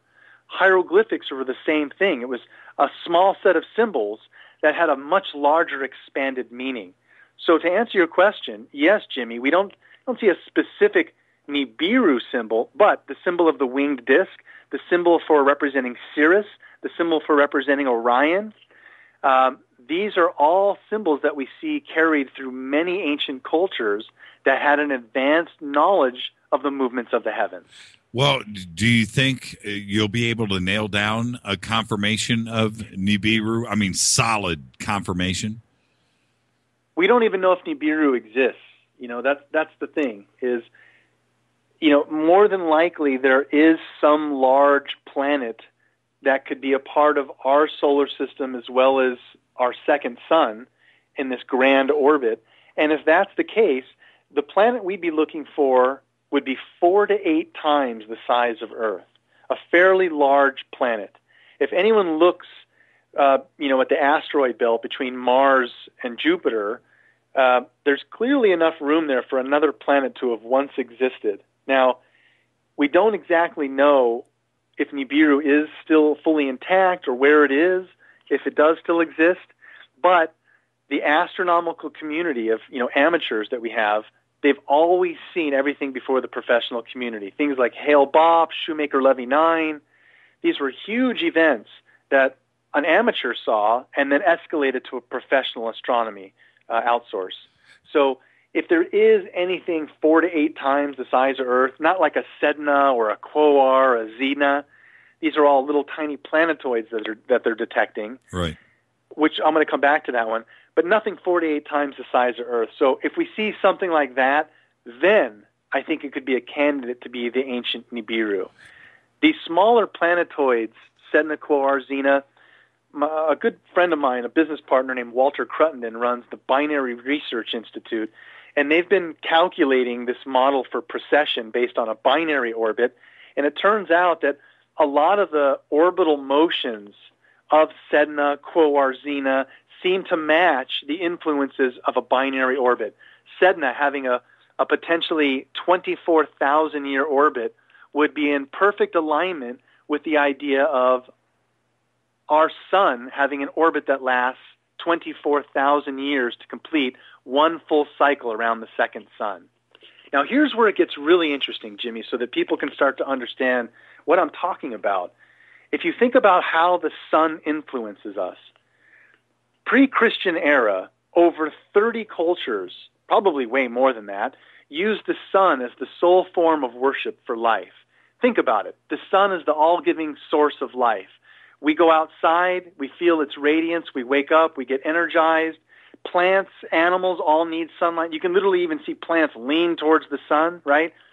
When the sun sets, we all slow down. We fall asleep.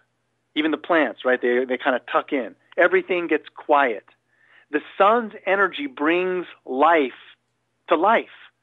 So if you think about us having an orbit that's 2 suns, an orbit around 2 suns, it appears that when our 2 suns are at their farthest point from each other, it coincides with us being in the dark ages, meaning when we're getting the least amount of influence from our sun and the second sun, it seems to cause an effect on our human consciousness here on Earth where we go into the dark ages. We literally were just coming out of the dark ages recently here. A couple thousand years ago, things were really bad. Now, if you think about once the suns are at their closest point, now we're getting not only the EM spectrum from our sun, but possibly the second sun. And this takes us into a speeded up evolutionary process. Something about the energy of 2 suns makes us have a higher evolution experience. All the ancient cultures seem to know this.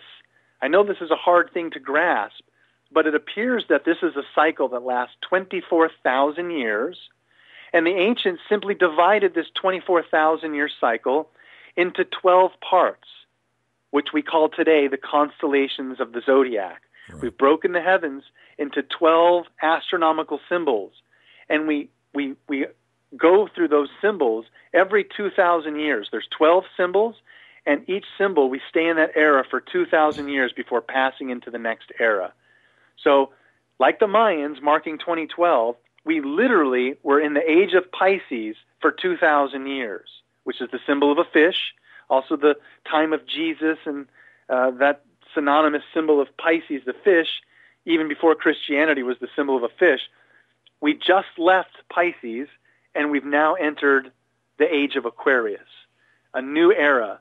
And so it's a lot of very interesting astronomical data that the ancients somehow were very well aware of and used it to make decisions about their life and their future, understanding how it's affected them in the past and knowing what will do to them in the future.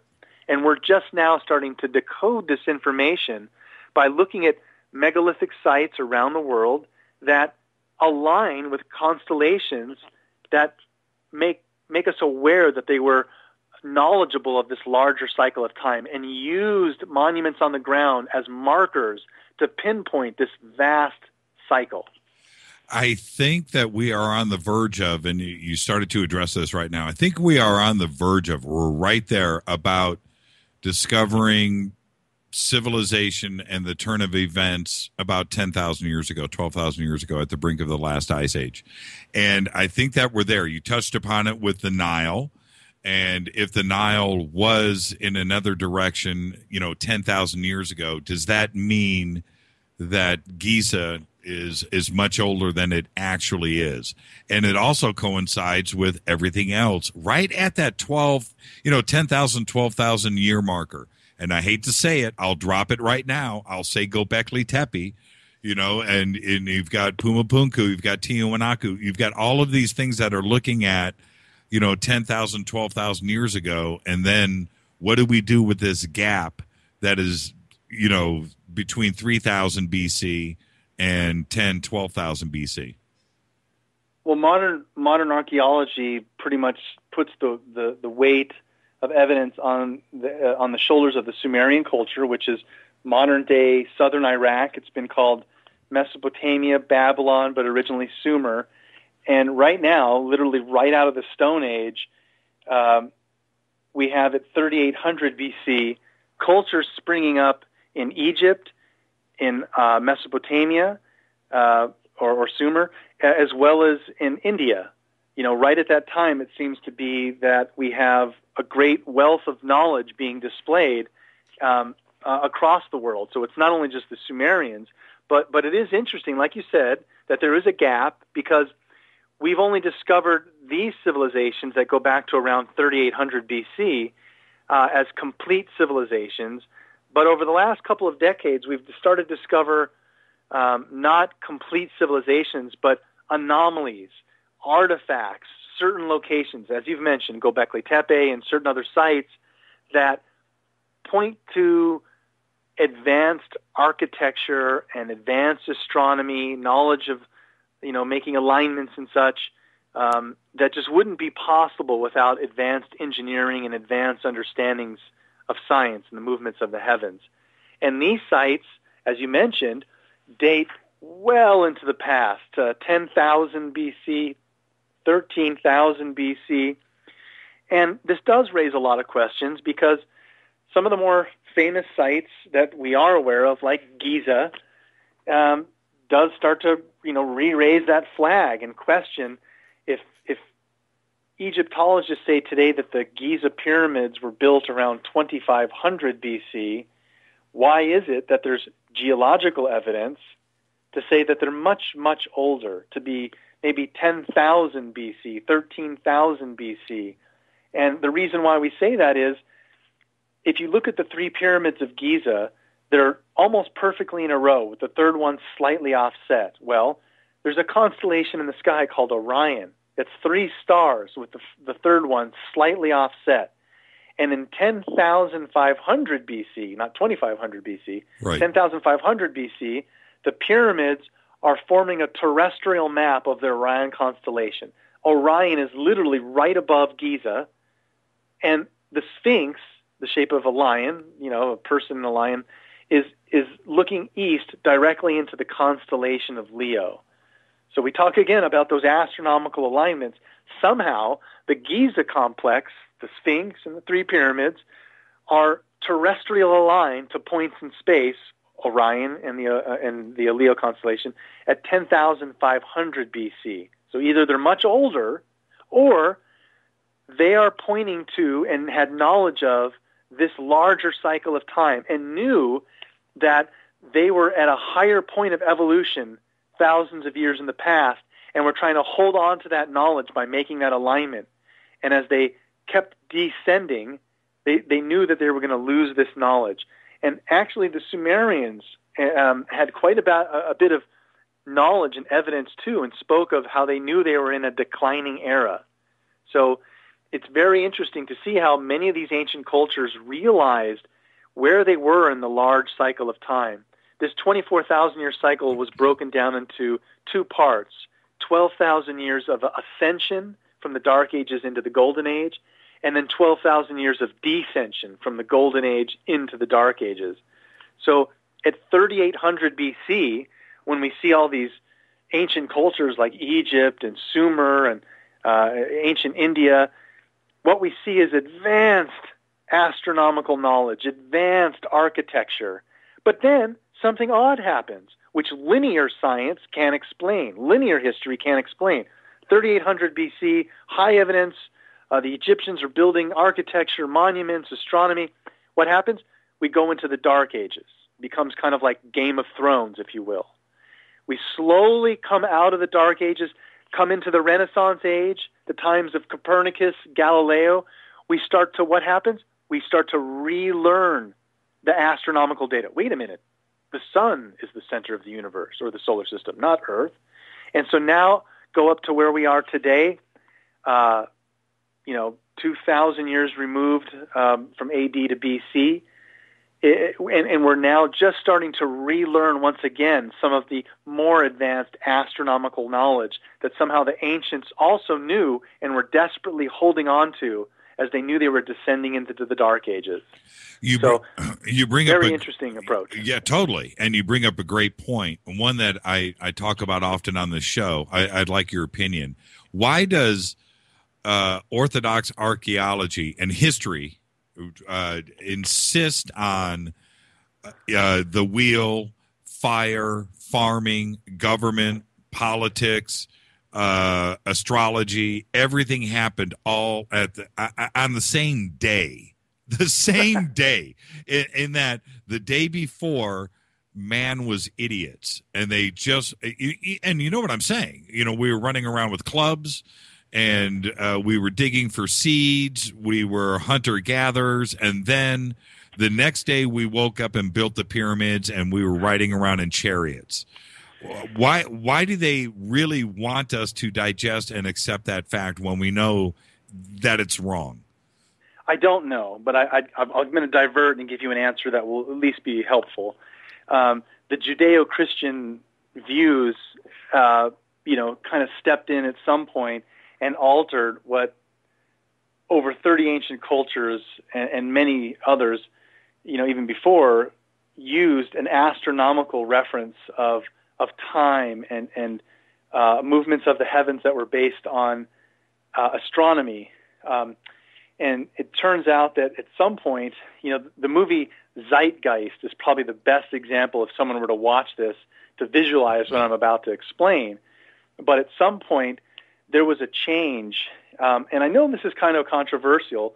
It's something that I'm still challenged by as well. But what we see in the description of the life or the birth of Jesus Christ is mirrored by some very interesting events, in that if we think that Jesus was born on December 25th, born of a virgin, adorned by three kings who followed a star because they knew that his birth was coming, and then he was killed, buried for 3 days, and resurrected. Okay? Well, it turns out that there are at least 12 other religious figures before Jesus Christ, talking thousands of years leading up to Jesus, that had the same exact experience, born on December 25th. Are adorned by three kings visiting them, die and are resurrected after 3 days. So it turns out that all of those stories trace back to a very simple answer, which unfortunately is disturbing, is that seems to be an allegory tale of astronomical movements. So let me break this down. And again, anyone can watch this in Zeitgeist to see that this is real data.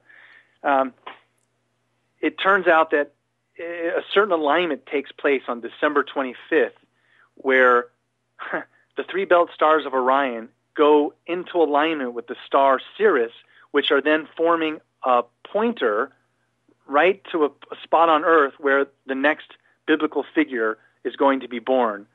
And a virgin birth, this is always happening in the time of the Virgin constellation, the Virgo constellation. The resurrection being not seen for 3 days, again, this is the same understandings of the sun setting and then coming back up. There are certain points based on the precession of the equinox where the sun seems to hang below the horizon and then reappears. So it seems as if at some point the Son of God, was replaced, literally the disk was replaced with the figure of a man called Jesus Christ.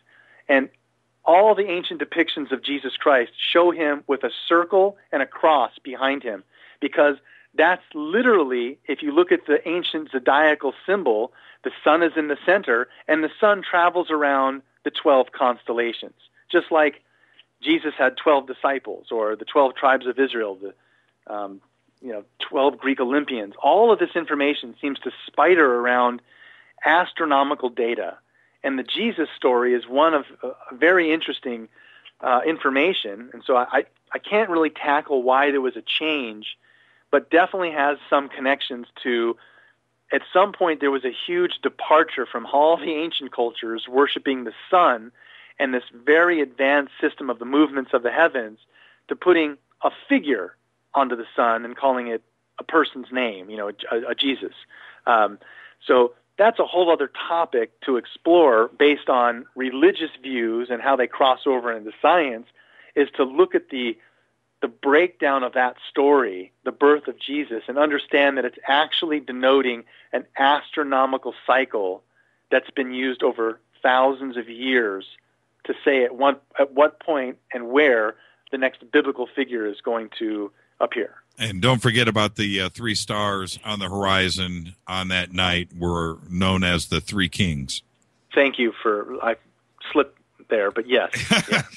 Yeah, it's a fascinating when you start to put all of that together. Now, Zeitgeist, that film freaked me out. I'll be honest with you. The first time that I saw it, I was like, man, this guy that put this together has got a target on his back.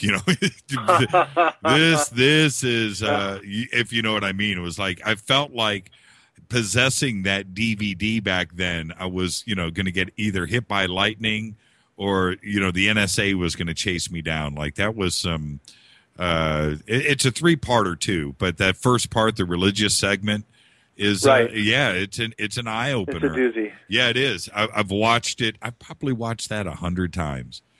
I've even watched Zeitgeist Debunked. Oh my goodness.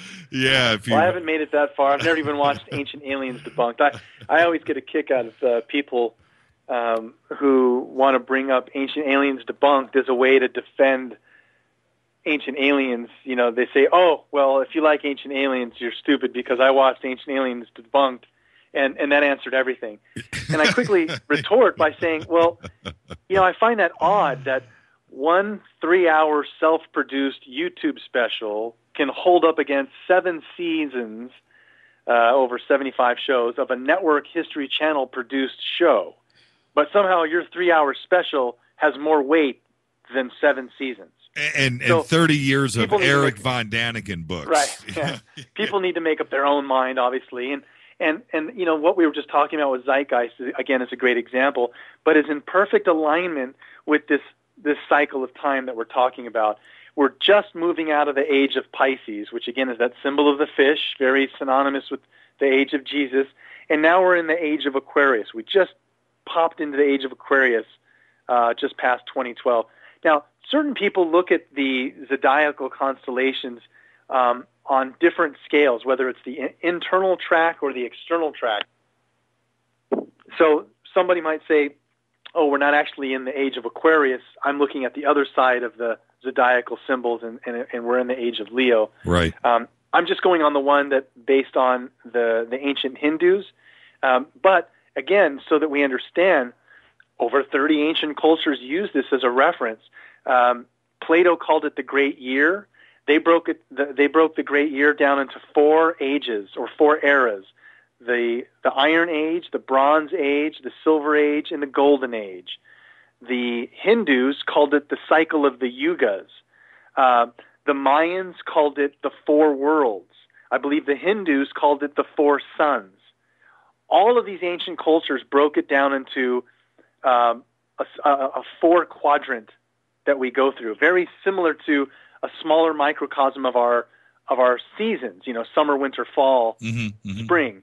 So it's very interesting that there's this larger scale that even plays out, but it, again, is in perfect alignment with all the other numbers going down to our 12 hours in a day, 12 hours of night, going around the sun, and then also this larger cycle of us being in an orbit with our sun being binary around another sun. Normally, I would take a break here, but I'm not, so I'm just going to do a station call-out. This is KJCR, Fade to Black. I'm your host, Jimmy Church. We are talking to Jason Martell. We're on the Dark Matter Radio Network. That's it. No break. Let's keep moving forward. Are you cool? Yeah. All right. Did you catch the special the other night? What was it called? Aliens on the Moon? No. Okay. I did not see that. You missed it. Okay. Well, then we're not going to talk about it. But I'm going to ask you a couple of questions about anomalies on the moon because we were talking about Mars. And sure. I am going to jump back to Mars briefly. There was a couple of things that popped up over the last couple of months that it got rather heated with myself and different skeptics on this show about what was happening on Mars. And so I do want to go back and visit that. But why doesn't the moon rotate? Why? Do you know? I couldn't give you a scientific answer as to why the moon doesn't rotate.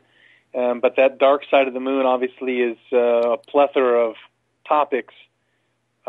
Which is where probably something going on there. Exactly. Which is where I wanted to go. Do you think with all of the stuff that you've done on ancient aliens and the research and your friends in the biz as well, do you think there's something going on the dark side? Well, yes. I mean, anyone who listens to astronauts who've chosen to speak out being on the surface of the moon, who've walked on the surface of the moon, who've been in orbit around the moon, they all report seeing things that raise questions.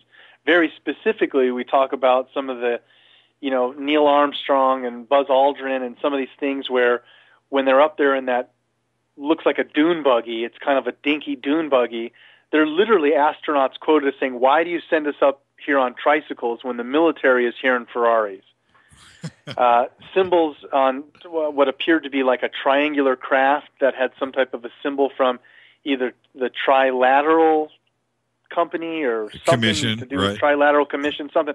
So, I've heard a lot of this over the years, and it wasn't just, one leaked rumor from one person. It seems to be a ubiquitous body of evidence that we're being told you're not allowed on the dark side of the moon. Exactly.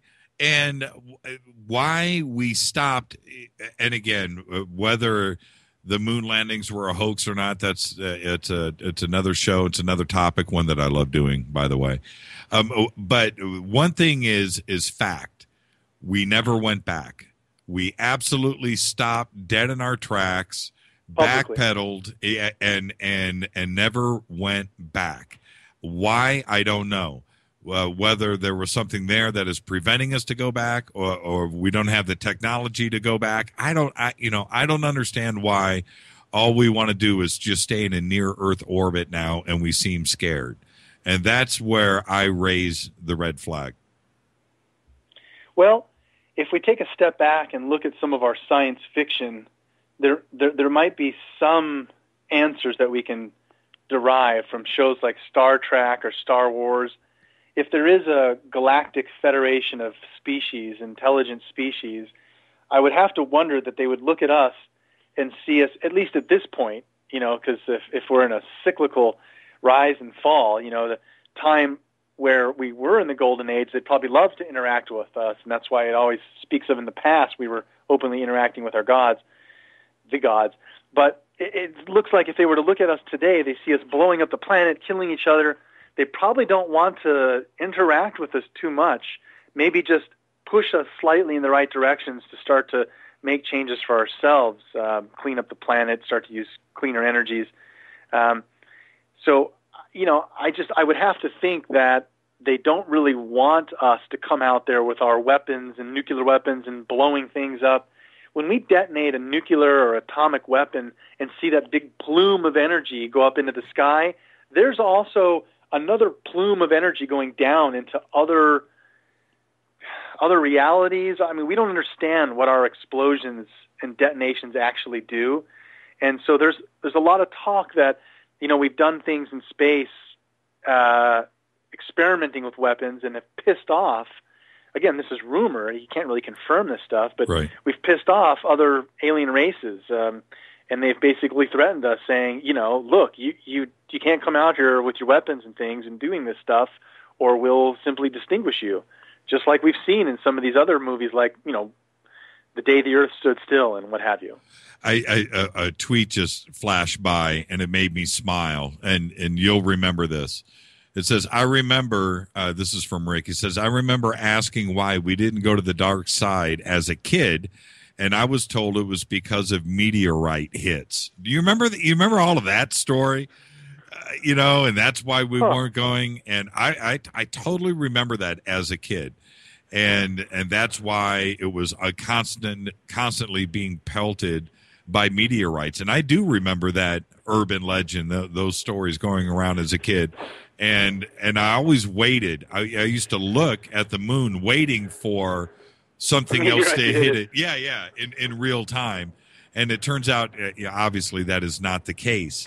But there is a reason why we don't go to the dark side. We know the Russians have shot some pretty fascinating pictures. And we have seen our astronauts have said and slipped of the tongue some pretty interesting things going on in the dark side. There's also been transmissions where certain radio operators that intercept signals, you can just tune to RF frequencies, and people like in Contact, right? She was as a little girl would be like tuning in and would find someone in Florida and would be able to talk to them via her ham radio. So in the early days of NASA, there were people that would intercept NASA transmissions, and now, even today, NASA has two channels. There's a public channel, and then there's the dark channel, the classified channel. Right. And there's been many conversations where they're like, Houston, we see Santa Claus. Houston, we see an unidentified object. Houston, we see, they give some weird reference, and then they flip over to the second channel and talk about it.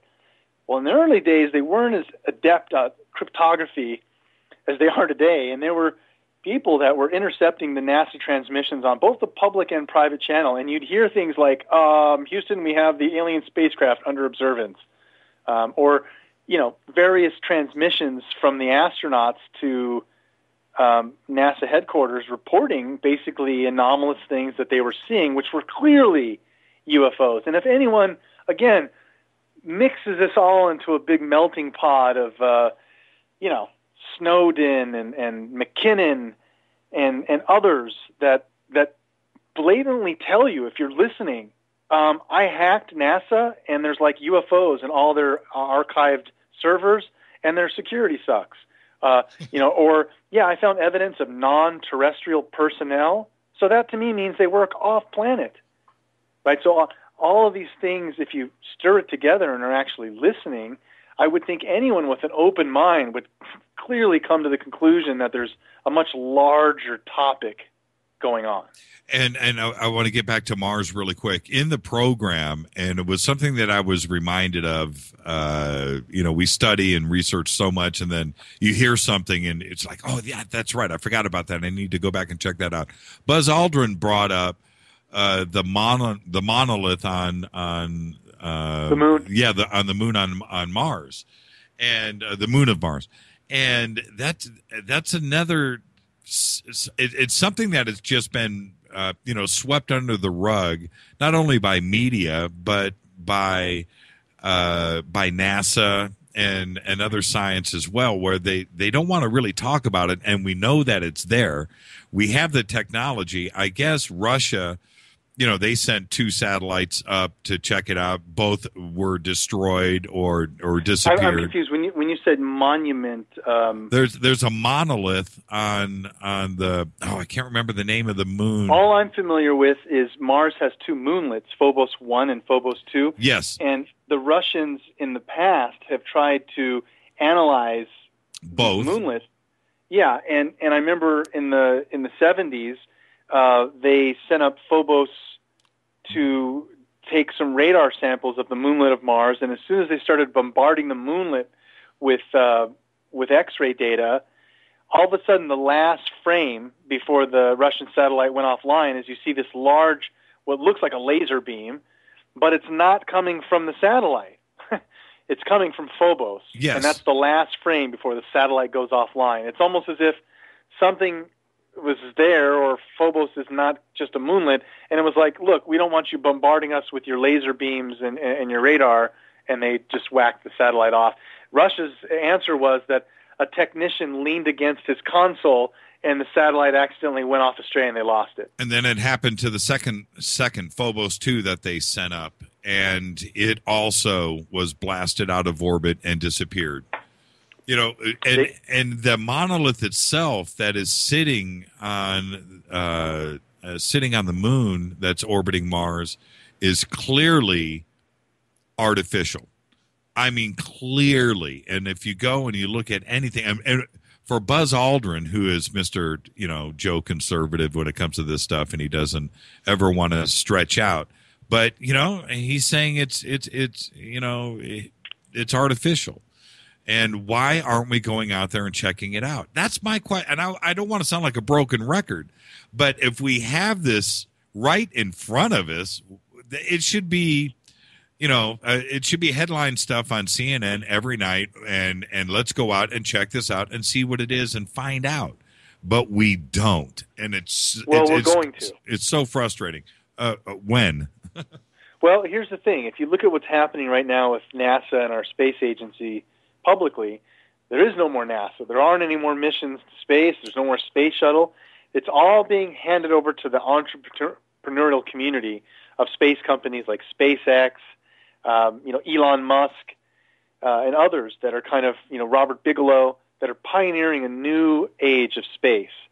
So what's probably going to happen is something very interesting that I've speculated on, Jimmy, is that the Department of Defense or National Security Agency or whoever it is that controls all of the feeds that we have from satellites and things in space, something's going to happen within the next 5 to 10 years, which is it's going to be publicly funded, private companies, public companies, SpaceX, what have you, that are going to send drones and small craft all over the solar system. A connected data of pathways will be set up for us to essentially have an internet through the solar system, if you will, and we'll be able to have our own drones that will fly to Mars and the moon, and this will not be under the umbrella of the Department of Defense or the National Security Agency. So that will be very interesting once they start to release that photography, once Google maps the whole moon and Mars, like Google Maps, but for the moon and Mars. There's a lot of these undertakings that are coming, and I don't understand exactly how this precipice will cross over with the cover-up. Did you see the lights that were photographed on Mars a couple of months ago? Did you see those? Yeah. The little things in the distance where they're like, it's a reflection. And, well, I don't think so. And the explanation given, which was cosmic rays, that was the first thing. And then the other explanation was the left camera or the right camera, I forget which, had a bad pixel. And it just makes you step back because you can look at this, and it is clearly a light emitting from the surface. Yeah. And they want us to, and this is the funny part for me. How many cell phones have you had with cameras on it? Let's just go back. Let's just say the last 5 years, Jason. How many cameras or cell phones have you had with cameras? Just all of them. No, well, I'm just saying 5, 10. Oh, 2, well, 3. You're talking to What? I'd probably 10. Okay, exactly. Did any of them have a bad pixel? Did any of them have a bad pixel? Yes or no? A bad pixel. Well, yeah, things can go wrong with the camera. But did you ever have cosmic ray anomalies in any of? Yeah, exactly. How many cameras, digital cameras, do you have in the house right now? I can tell you, back at my house, I probably have a half a dozen, and if I go through some drawers, I can find some others. How many digital cameras do you have in your home right now? Probably about the same, 5, 6, something like that. Any of them have a bad pixel? What? Yeah. I'm being serious. Any of them have? I understand what you're saying. Yeah. We send up a probe on Mars with 2 digital cameras shooting in stereo, and we happen to send one with a bad, CCD on it. I'm not buying it. Yeah. Well, NASA's used that excuse also with Cydonia. When they first started releasing pictures of the face, other areas on Mars, like Gusev Crater and others, the resolution was incredible. I mean, you could literally see geological changes that were tracked from date-stamped times over a couple of years, and it was, very high-res. Now, the first images of the face are not high-res. They were literally... It was just a 256 shades of gray, and there were literally only 64 shades of gray. It was just a blotchy, very dark, grainy image, but only for the face. So I don't know, and I can't say that it wasn't just by accident, but there do seem to be a lot of coincidences when it's something of interest that would actually merit curiosity or further interest, that it's usually tucked away as, well, nothing to see here. And the examples that NASA started to put out, well, these are other examples of cosmic rays. Well, you know what? I don't know if cosmic rays get through our atmosphere or exactly what they're referring to. I'm not a scientist, but I refer it to swamp gas. They want us to digest something else. I think that there was an artificial light that was coming from something off in the distance, and they want to write it off. And I'm not flip-flopping with Hoagland. I'm still right in the middle, but there was something artificial there. Whether somebody beat us to the punch, the Russians had some kind of probe up there, I don't know. Or if there is some civilization living underneath. I don't know, but I'm not buying the bad pixel on the camera scenario that they want us to swallow. Yeah, that's a hard one. And, Mars has a long history with ancient cultures and being discussed.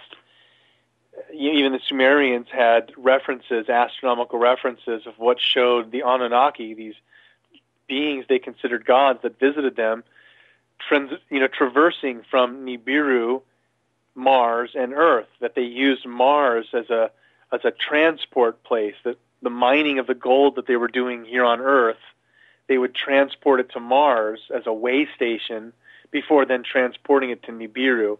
And there are literally Sumerian cuneiform tablets talking about this, as well as pictograms depicting the planet Mars and Earth and Nibiru and an Anunnaki, traveling between these locations. I've got a call just came in, and I think I know who this is. You want to take a quick call?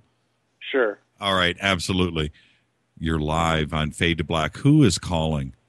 This is Dino. Good evening. How are you, Dino? You're live with Jason Martell. Say hi to Jason. Thank you. Hi, Jason. Good evening. Hey, how's it going? Thanks for calling.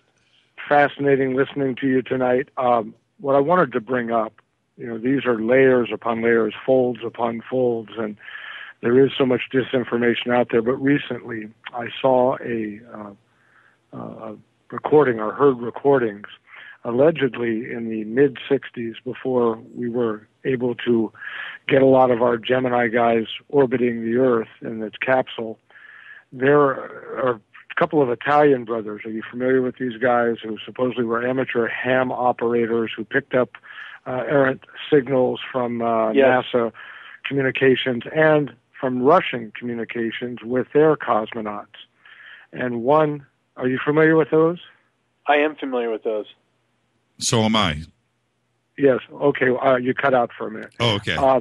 Okay. So what I wanted to ask him about is these brothers. I heard a very upsetting recording, supposedly taken back in the mid-'60s or early '60s, of this Ludmila, this first woman cosmonaut, who apparently perished in space. And this is very upsetting. I know you respect the military, Jimmy, but when you follow orders, sometimes evil things happen. Mm-hmm. Supposedly, what they did was we had these reserve NASA astronauts who never got on a flight, and everybody thought, oh, they're just bench warmers. But they were allegedly put on secret missions where they went up, and their job was to spread shrapnel within the orbit of the early Russian cosmonauts to, ball bearings and pieces of metal, so that they would intersect and destroy the Soviet cosmonauts' spaceship, so that we had time to catch up with our space program, because it was the Cold War. Have you heard anything about this? Jason? I have not. And, from a whole other strategic standpoint, I know that there's probably a big farce about our true relationship between the U.S. and Russia, and I think there might have been, this is probably a diversion from your question, but I think there was probably some political things on the face that made us look like we were at war with each other, so that they could build up a bigger budget to experiment with things in space off the records, meaning I don't think that there was ever really a Cold War or a threat between Russia and the United States. It was a public front so that they could build up funds to go play around in space and do things jointly. Did that answer your question, Dino? Well, Probably not, I didn't get it on the phone. I got part of it online. But okay. I think that to extend that was that supposedly some of these Russian cosmonauts died. They imploded because their spaceship was torn apart. The pressure went up, and they imploded and died in space. And this Ludmila, it's on, I guess, on YouTube now.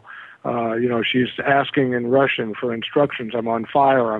What do I do? And they never answered her because supposedly they didn't know what to tell her, so they just let her perish. So it's very disturbing to me. And if that sounds like what just played out on the Apollo dark side 18. of the moon. Yes, slightly different. And by the way, Jimmy, I know a little bit about astronomy. I've taught it, and supposedly the moon, as it orbits, if you put your fist up as the Earth and you have your other fist orbiting it, you'd figure that you'd see all sides of it. But supposedly it rotates just in sync with its orbit of 28 days around the Earth, so that it's always got the same side facing us. I just got an email that said the exact same thing. Thank you for that, Ernie. Thanks for... All right, Ernie, and we'll talk to you tomorrow night. That was Ernie. Ernie calls in every night with something interesting, Jason. Yeah, no, it's a great topic, and unfortunate, while there are some sad circumstances to some of the things out there, I can only speculate and guess, but I have a feeling that what he was alluding to could have been, again, under the umbrella of some of the things that are happening or have happened might not always be on the surface of what we think them to be. And I definitely think that, whether or not we were trying to disable Russian spacecraft so that we could get ahead in the space race, I wouldn't put it past us. But I do think that there's another hidden layer of us working with the Russians and doing things, and we've created false pretenses in order to keep up that relationship hidden and have the funds to do that. There have been other scenarios that have been put into question on similar lines, like 911. I don't even want to talk about that, right. But I'm just saying that it's plausible that someone could have, come up with a scenario that says, let's cause more fear so that we can get a bigger budget to create weapons. Got another call coming in. Let's grab one more, and then I've got a question about King Tut that keeps coming up here, and sure. we'll get to that in a second. Hi, you're live with Jason. You're live with Jason Martell. Who's calling? I am live, and it's George Noory, Jimmy, and I just wanted to congratulate you on breaking that Malibu story that we were in with a couple days ago. And to say hi to my buddy Jason Martell. He's doing a great job with you. Is this Wow, actually so cool, man. is this actually George Noory?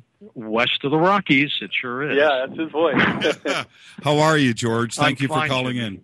I'm fine. I was listening to your show tonight, prepping for mine, and just thought I'd give you a call and say hello. You're doing a great job. Yeah, thank you, George. And we're going to see you in a couple of weeks out at Contact in the Desert.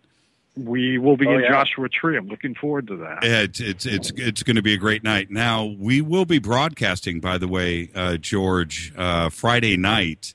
I don't know when you're going to arrive, but if you want to walk by and jump on the mic and teach me how to do a real show, it'd be really cool. I don't have to teach you, but I won't be there until 4 a.m, Jimmy, after oh, my after gosh. the show. Oh, no. Well, we'll be there the whole weekend. We'll just be broadcasting that Friday night. Okay, we'll get together. But look, you're doing a great job. It was a great story you broke. And hi, Jason.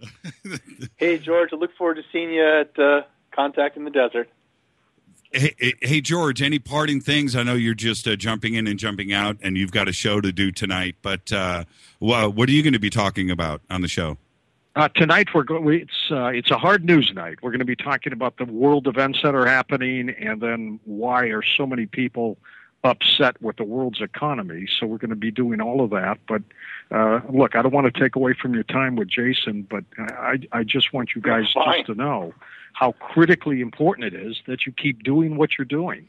And, thanks, continued best wishes. Yeah, and thank you for, speaking about, this show and the Malibu base. I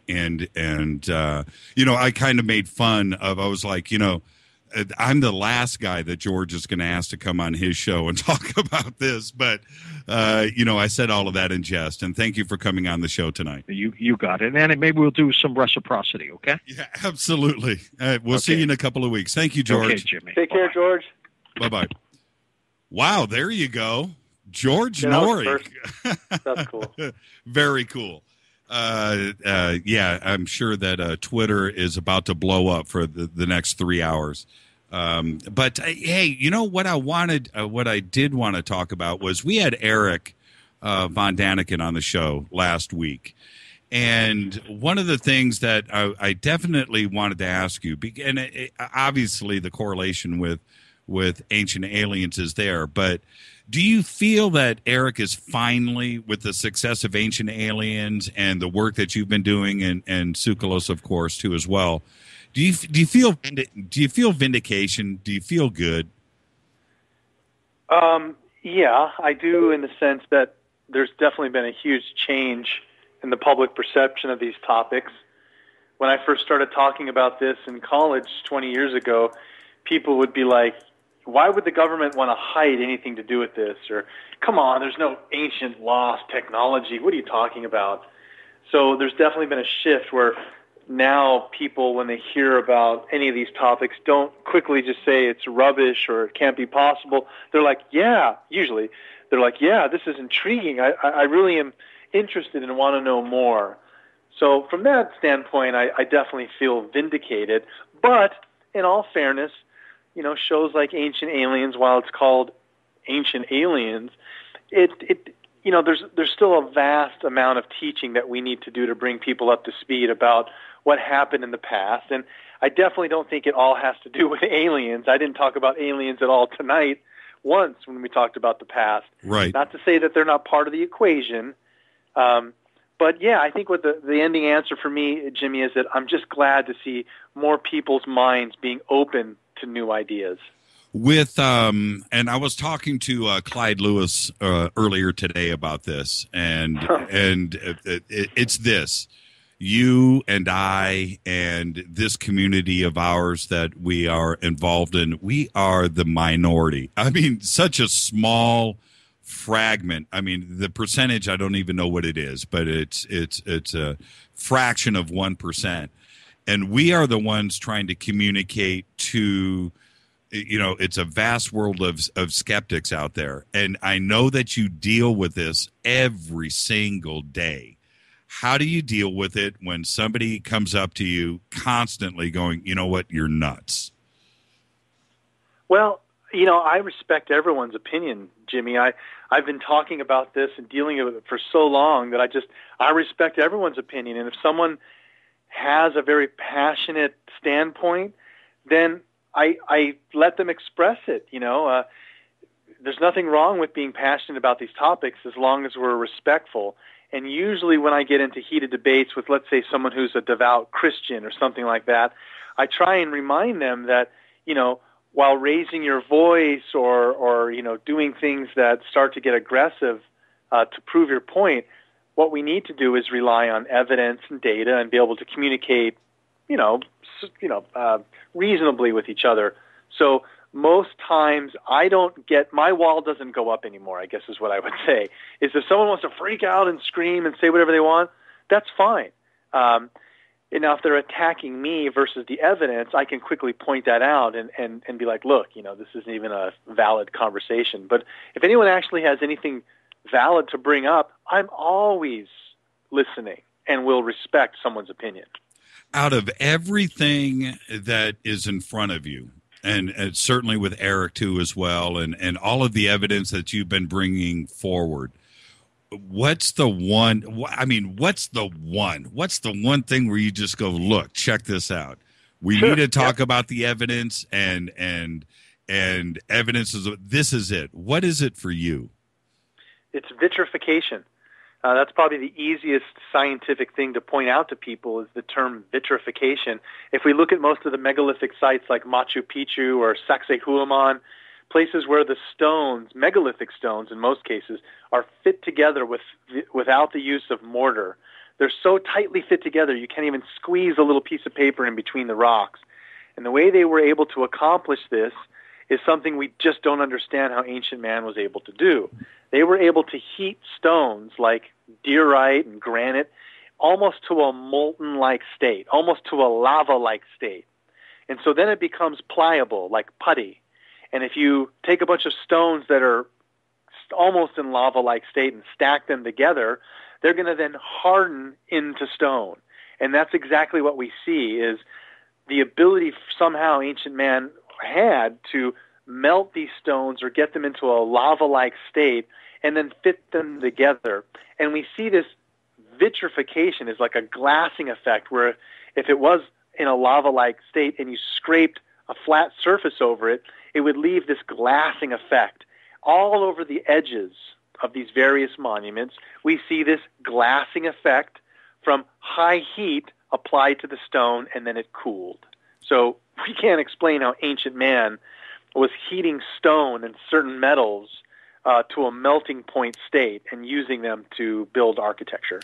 And you know what, I hate to say it, but you know what Orthodox archaeology is going to tell you, you're not giving enough credit to ancient man. Well, I definitely am not saying that it's aliens. I'm saying what's the best evidence to raise your eyebrows and wonder how did they do that? Right. I definitely believe it was people, human beings, but they were utilizing a form of technology that's now lost to us. Completely. And when you think about not only vitrification, but stone shaping in general, when you look at the walls down in Peru, Baalbek, not only that, well, you can just point right back to Egypt too as well. How Pumapunku is a great example. Stones with all the carves. Yeah, that's right. And whether these stones were heated and molded and fit into each other, I doubt very seriously they were carving these stones to fit into each other. I mean, now we're talking about drawings, engineering, and T-squares and things like that. But the technology that it took to do that, I'm sorry, ancient man just did not. I can't, and I don't want to discredit ancient man, but somebody was showing them something. There was a jump start in knowledge. You know what, Jimmy? It makes a lot more sense if you remove the linear view and realize the cyclical view says those structures are probably from 10,000, 13,000 BC, which makes more sense of they were probably at more of a golden age time. They had the ability to create those types of structures. Now, when we get down around 4000 BC and the Egyptians and the Sumerians, right? We still see evidence of that advanced understanding, but they're losing it. It's going away, and it descends into the Dark Ages. They've lost it all. Now we're just rediscovering this information. It's such a fascinating thing, and the internet, it's one of the things that I repeat a lot, but the knowledge is out there, and people want to learn. They want to find out. Now they're curious. You know, we've kind of gone through a certain phase of being, you know, told certain things, but now we can actually go out and find out those things. We can go and research. We can question. We can dig deeper. We don't have to accept necessarily what is in a textbook or what somebody is saying or what somebody is teaching you. You can take it a step further.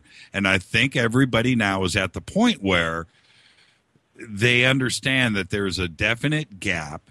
There was probably hundreds of lost civilizations that we won't find out, for years. But things like Gobekli Tepe and Pumapunku and Tiwanaku, these are evident. And not only that, but India too, and China, where there's a lot more to learn, and we have the ability to go and investigate. And not only that, but spread the knowledge with programs like this and different websites. Well, Jimmy, we'll definitely have to come on and do another show. My partner and I with ancientexplorers.com are doing exactly that, going to these ancient sites and bringing a new awareness. The first documentary we just released through Ancient Explorers is based on India and an underwater city called Dwarka that my partner actually went firsthand and researched and discovered a cover-up around this location in India of this ancient city called Dwarka. So that's definitely our goal with Ancient Explorers, is to bring more awareness to these sites and let people, start to realize and engage with this lost sacred knowledge from the past. Before I let you go, I need you to explain a couple of things. What's going on with XFAX? Is that molded into your new site? Is that what you're referring to? No, xfax.com is my personal site for 15 plus years and will continue. Maybe even after my death, many years down the road. XFAX is just a personal site of mine. Ancient School was something that I launched recently to teach people about these topics, the ancient astronaut theory. What happened was I partnered with another gentleman who had another site called Ancient Explorers, and it just, for business and resources, it's easier for me to have Ancient School under his platform. So now going forward, Ancient School is now Ancient Explorers.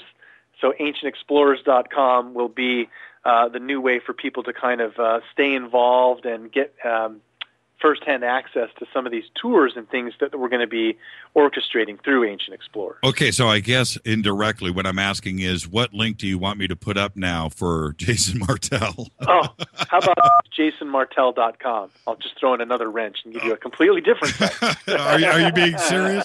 Okay, we'll go with that. And I know the producers are listening. So jasonmartell.com is what we'll use. There you go. Yeah, okay, now let's just jump forward a little bit, and then I'll let you go. Contact in the Desert is coming up. It's going to be in 2 weeks. I can't believe it's already here. In the blink of an eye, we'll be out there in Joshua Tree. But what are you going to be presenting? Well, I'm going to be talking about this lost cycle of time. And then I'm going to be doing a workshop where I'm going to talk in depth about the ancient Planet X and the modern Planet X. And again, filtering that through the lens of this new data that we're probably a binary solar system. Outside of my workshop and lecture, I definitely look forward to spending some time with, our community of people, of like-minded people. It's really great that George popped on the show tonight. It's really fun to be able to interact with the fans and other researchers in this type of a scenario, because pretty much everyone's on the same page, and we really just kind of get to celebrate the bond that we have in embracing this knowledge. So I definitely look forward to Contact in the Desert, because it's a nice time to be with our people, if you will. It is going to be crowded. I don't know. Yeah, it is. It's going to be insane. I am so looking forward to it. And what day are you getting there? I'm arriving Friday night and leaving Monday morning, I believe. So, yeah, it'll be a pretty packed weekend for me. Okay, so we'll get you in then on the show Friday night. Just stop by. We'll be doing 7 to 10, and I think I'm going to try to smuggle in a bottle of vodka, and we'll do some shots on the air or something crazy. Oh, my gosh. All right. All right. Hey, Jason, all the best. Thank you very much. JasonMartell.com, Jason Martell. Ancient Aliens. Again, another wonderful show, and we'll do it again very soon, and then I'll see you in exactly 2 weeks. 2 weeks from tomorrow, actually.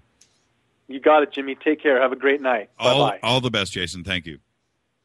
All right, Jason Martell. Thank you for that, Jason. Wow, that was a great 2.5 hours, and a surprise call from George Noory. Wow. I thought I have to admit, I thought somebody was doing one of the best George Noory impressions I had ever heard. But thank you for that, George. Let's take a quick break, and when I come back, we'll reset a couple of things, and I will be taking your calls. This is Fade to Black, only on the Dark Matter Radio Network. Follow us on Twitter at JChurchRadio. Email is Jimmy@JimmyChurchRadio.com. You can also do that over on the contact page at JimmyChurchRadio.com if you want to do it in confidence. I'll be back. Stay with us.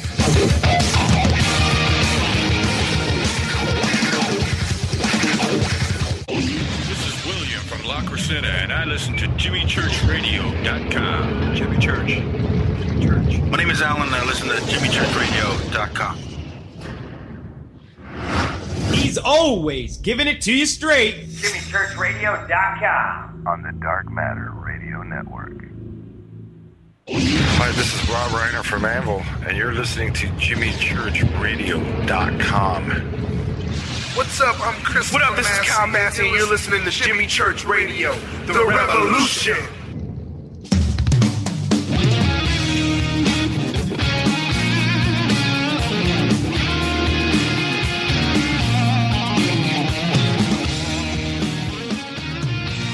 All right, everybody, welcome back. Fade to Black, only on the Dark Matter Radio Network. This is bespoke radio for the masses. Oh, first call coming in. All right, let's just grab it. And I'm going to open up the phone lines for the rest of the night, and I'm sure that we've got some people that would like to talk about what just happened. Hey, you are live. Who's calling? Hey, Rick in Vegas. How are you, man? I'm still pulling my jaw off the ground. Yeah, that deleting a few choice tweets I might add too.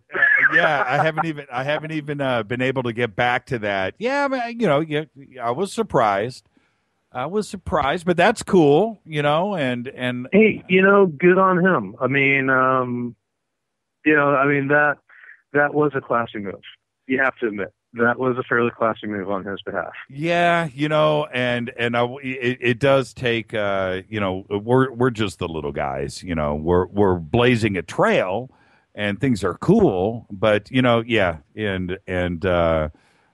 it took a lot for George to do that. I'm sure he was looking at the phone probably 3-4 times before he dialed the number.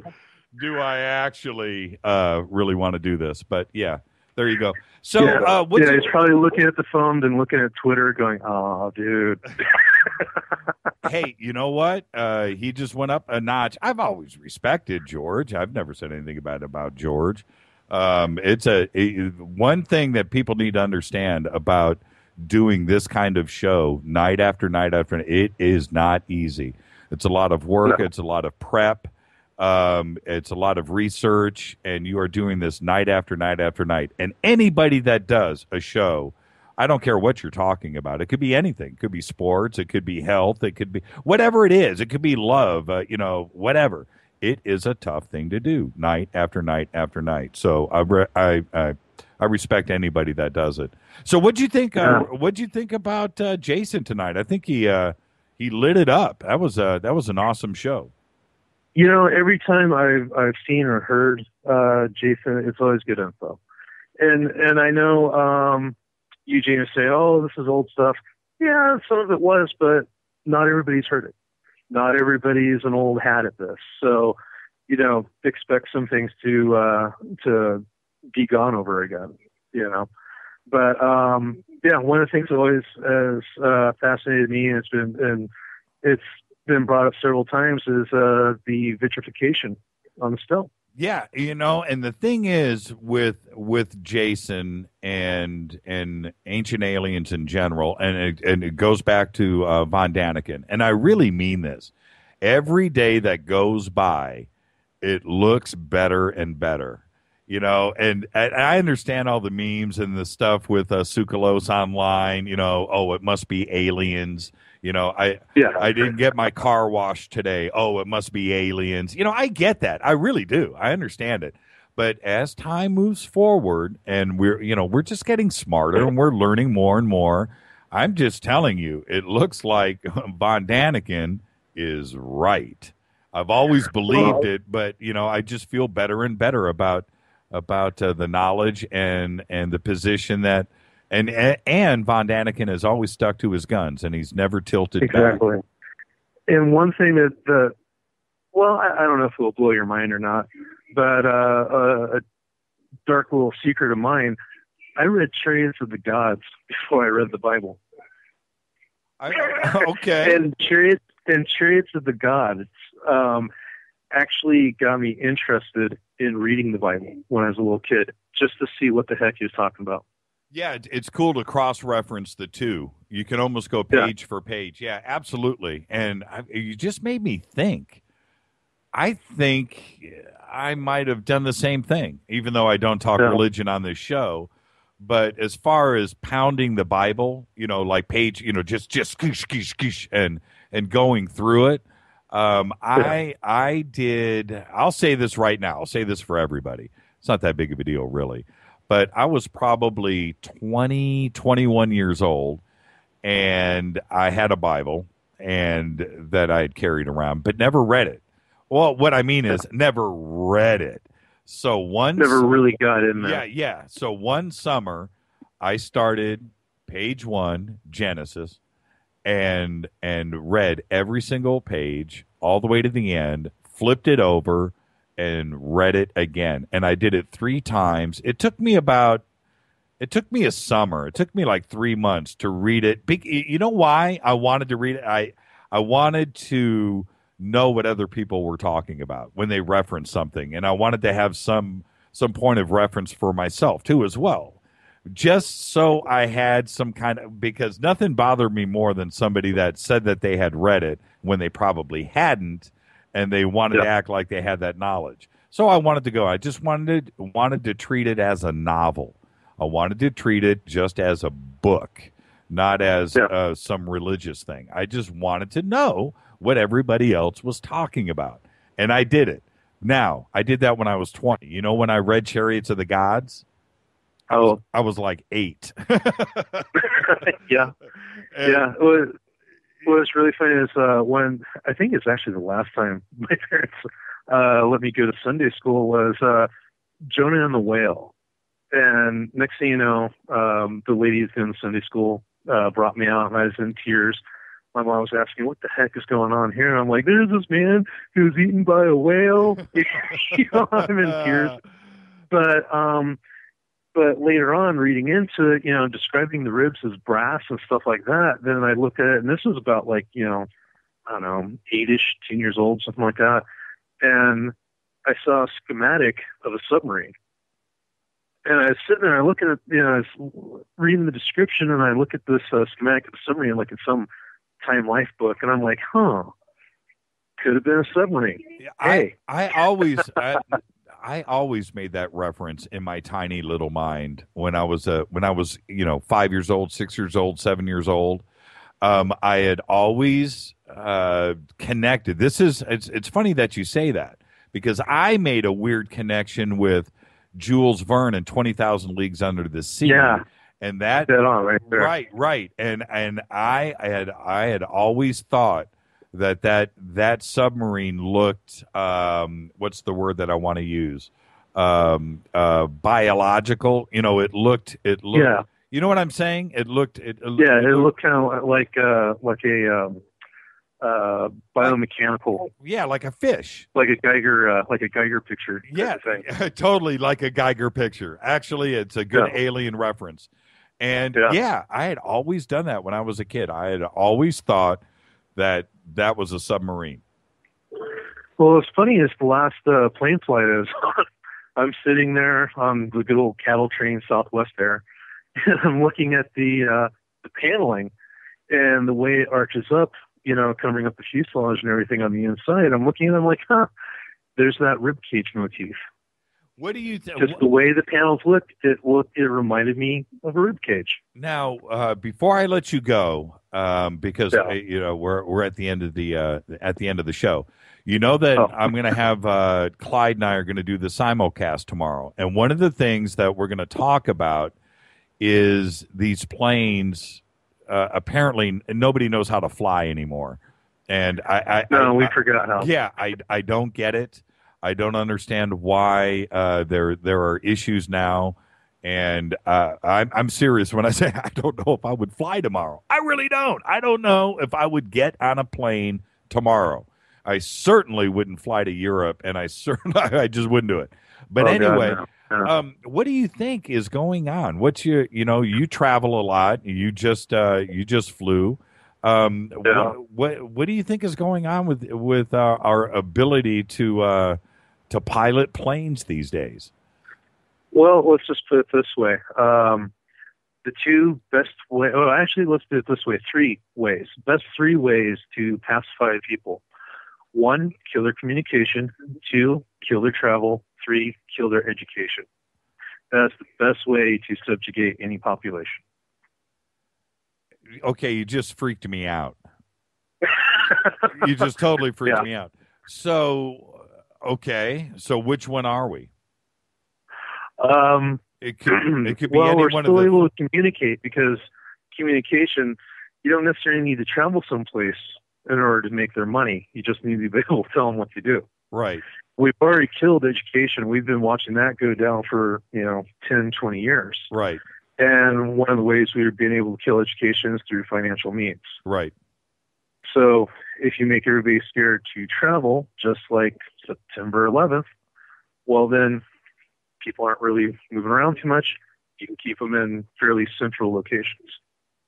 Okay, I just I'm reading a tweet that just came in. Latest info: Algeria flight AH5017 disappears from radar. Oh, from Dave C. Yeah. You're looking at that? Huh? I wonder what that's about. Well, and this is the thing. Just like 9/11, and I don't want to be this guy that wears this hat. I'm just looking at the world around me. And I just felt like what happened with 370, and then it turns, right in a row, we have all these other situations, and MH17, it's definitely put the fear of of getting on a plane. And I don't want to be that guy that is some fear guy that's putting that out there when fear. You don't want to be like the Alex Jones fear porn. I don't want to be. Yeah, I don't want to be that guy. I don't want to help distribute this. I'm just observing.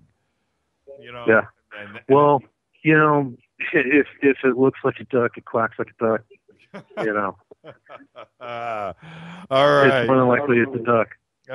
Well, I got to get out of here. We're gonna have a good night tomorrow night, and I look forward to having you call in tomorrow night. It's going to be a good show. And cool, man. And all the best. I'm glad you made it back to Vegas safe. So am I. Now I have this lovely project that I was whining to us about. Yeah, exactly. Thank you, Rick. Yeah. You have a good night, and I'll see you tomorrow night. Cool, man. Take it easy. You got it. Rick from Vegas. Everybody knows who that was. Wow, what a great night on the show tonight. So thank you, everybody, for coming in. Thanks for the email. I've got a ton of email backed up. I will address all of that. We're at the end of the show. Another great night.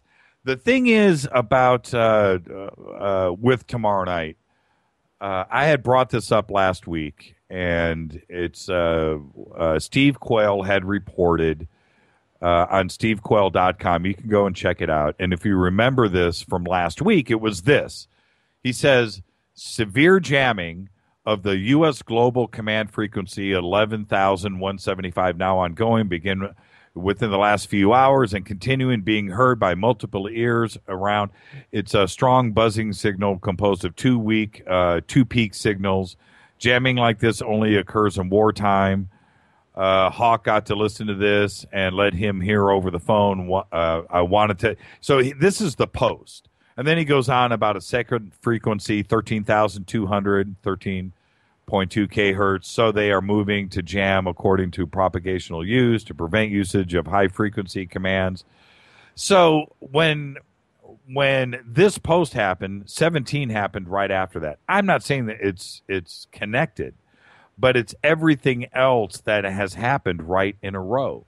And our ability to apparently use radar, to know what weather systems are in front of us, to make decisions, and with this Taiwan flight, the Mali flight, I should say, and I am really confused. So we're going to get into this tomorrow with Clyde Lewis at the front of the show tomorrow, and we're going to do a segment with that. It is something that I am concerned with. So again, thank you to everybody tonight that called in. Jason Martell, Nick Menza. That is exciting news about him and James Lomenzo. We're going to get James on the show here too. And if you know anything about the music business, you know that James Lomenzo can spank the playing. He's probably the best bass player out there. With that, I'm going to get out of here. Thank you, everybody. George Noory called in tonight. That was pretty cool. I think he knew he was catching me by surprise. I hope I didn't stutter. Stay tuned. Coming up next, normally on Thursday night, it's Spooky South Coast with Tim Weisberg. And I'm assuming that's what's coming up next.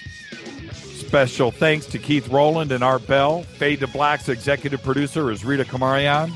Show is produced by Hilton J. Palm and Mark D. Kovar. Announcers are Steve Harder and Mark D. Kovar. Music is this guy, Doug Aldrich. Yeah, that's Chris Frazier on drums, by the way, right there. Show intros performed by Space Boy. Oh, I didn't get to Space Oddity. We'll do that tomorrow night. My bad. We just ran out of time. Fade to Black is produced by KJCR for the Dark Matter Radio Network. I'm your host, Jimmy Church, and we will see you tomorrow night. Thanks, everybody. Be safe.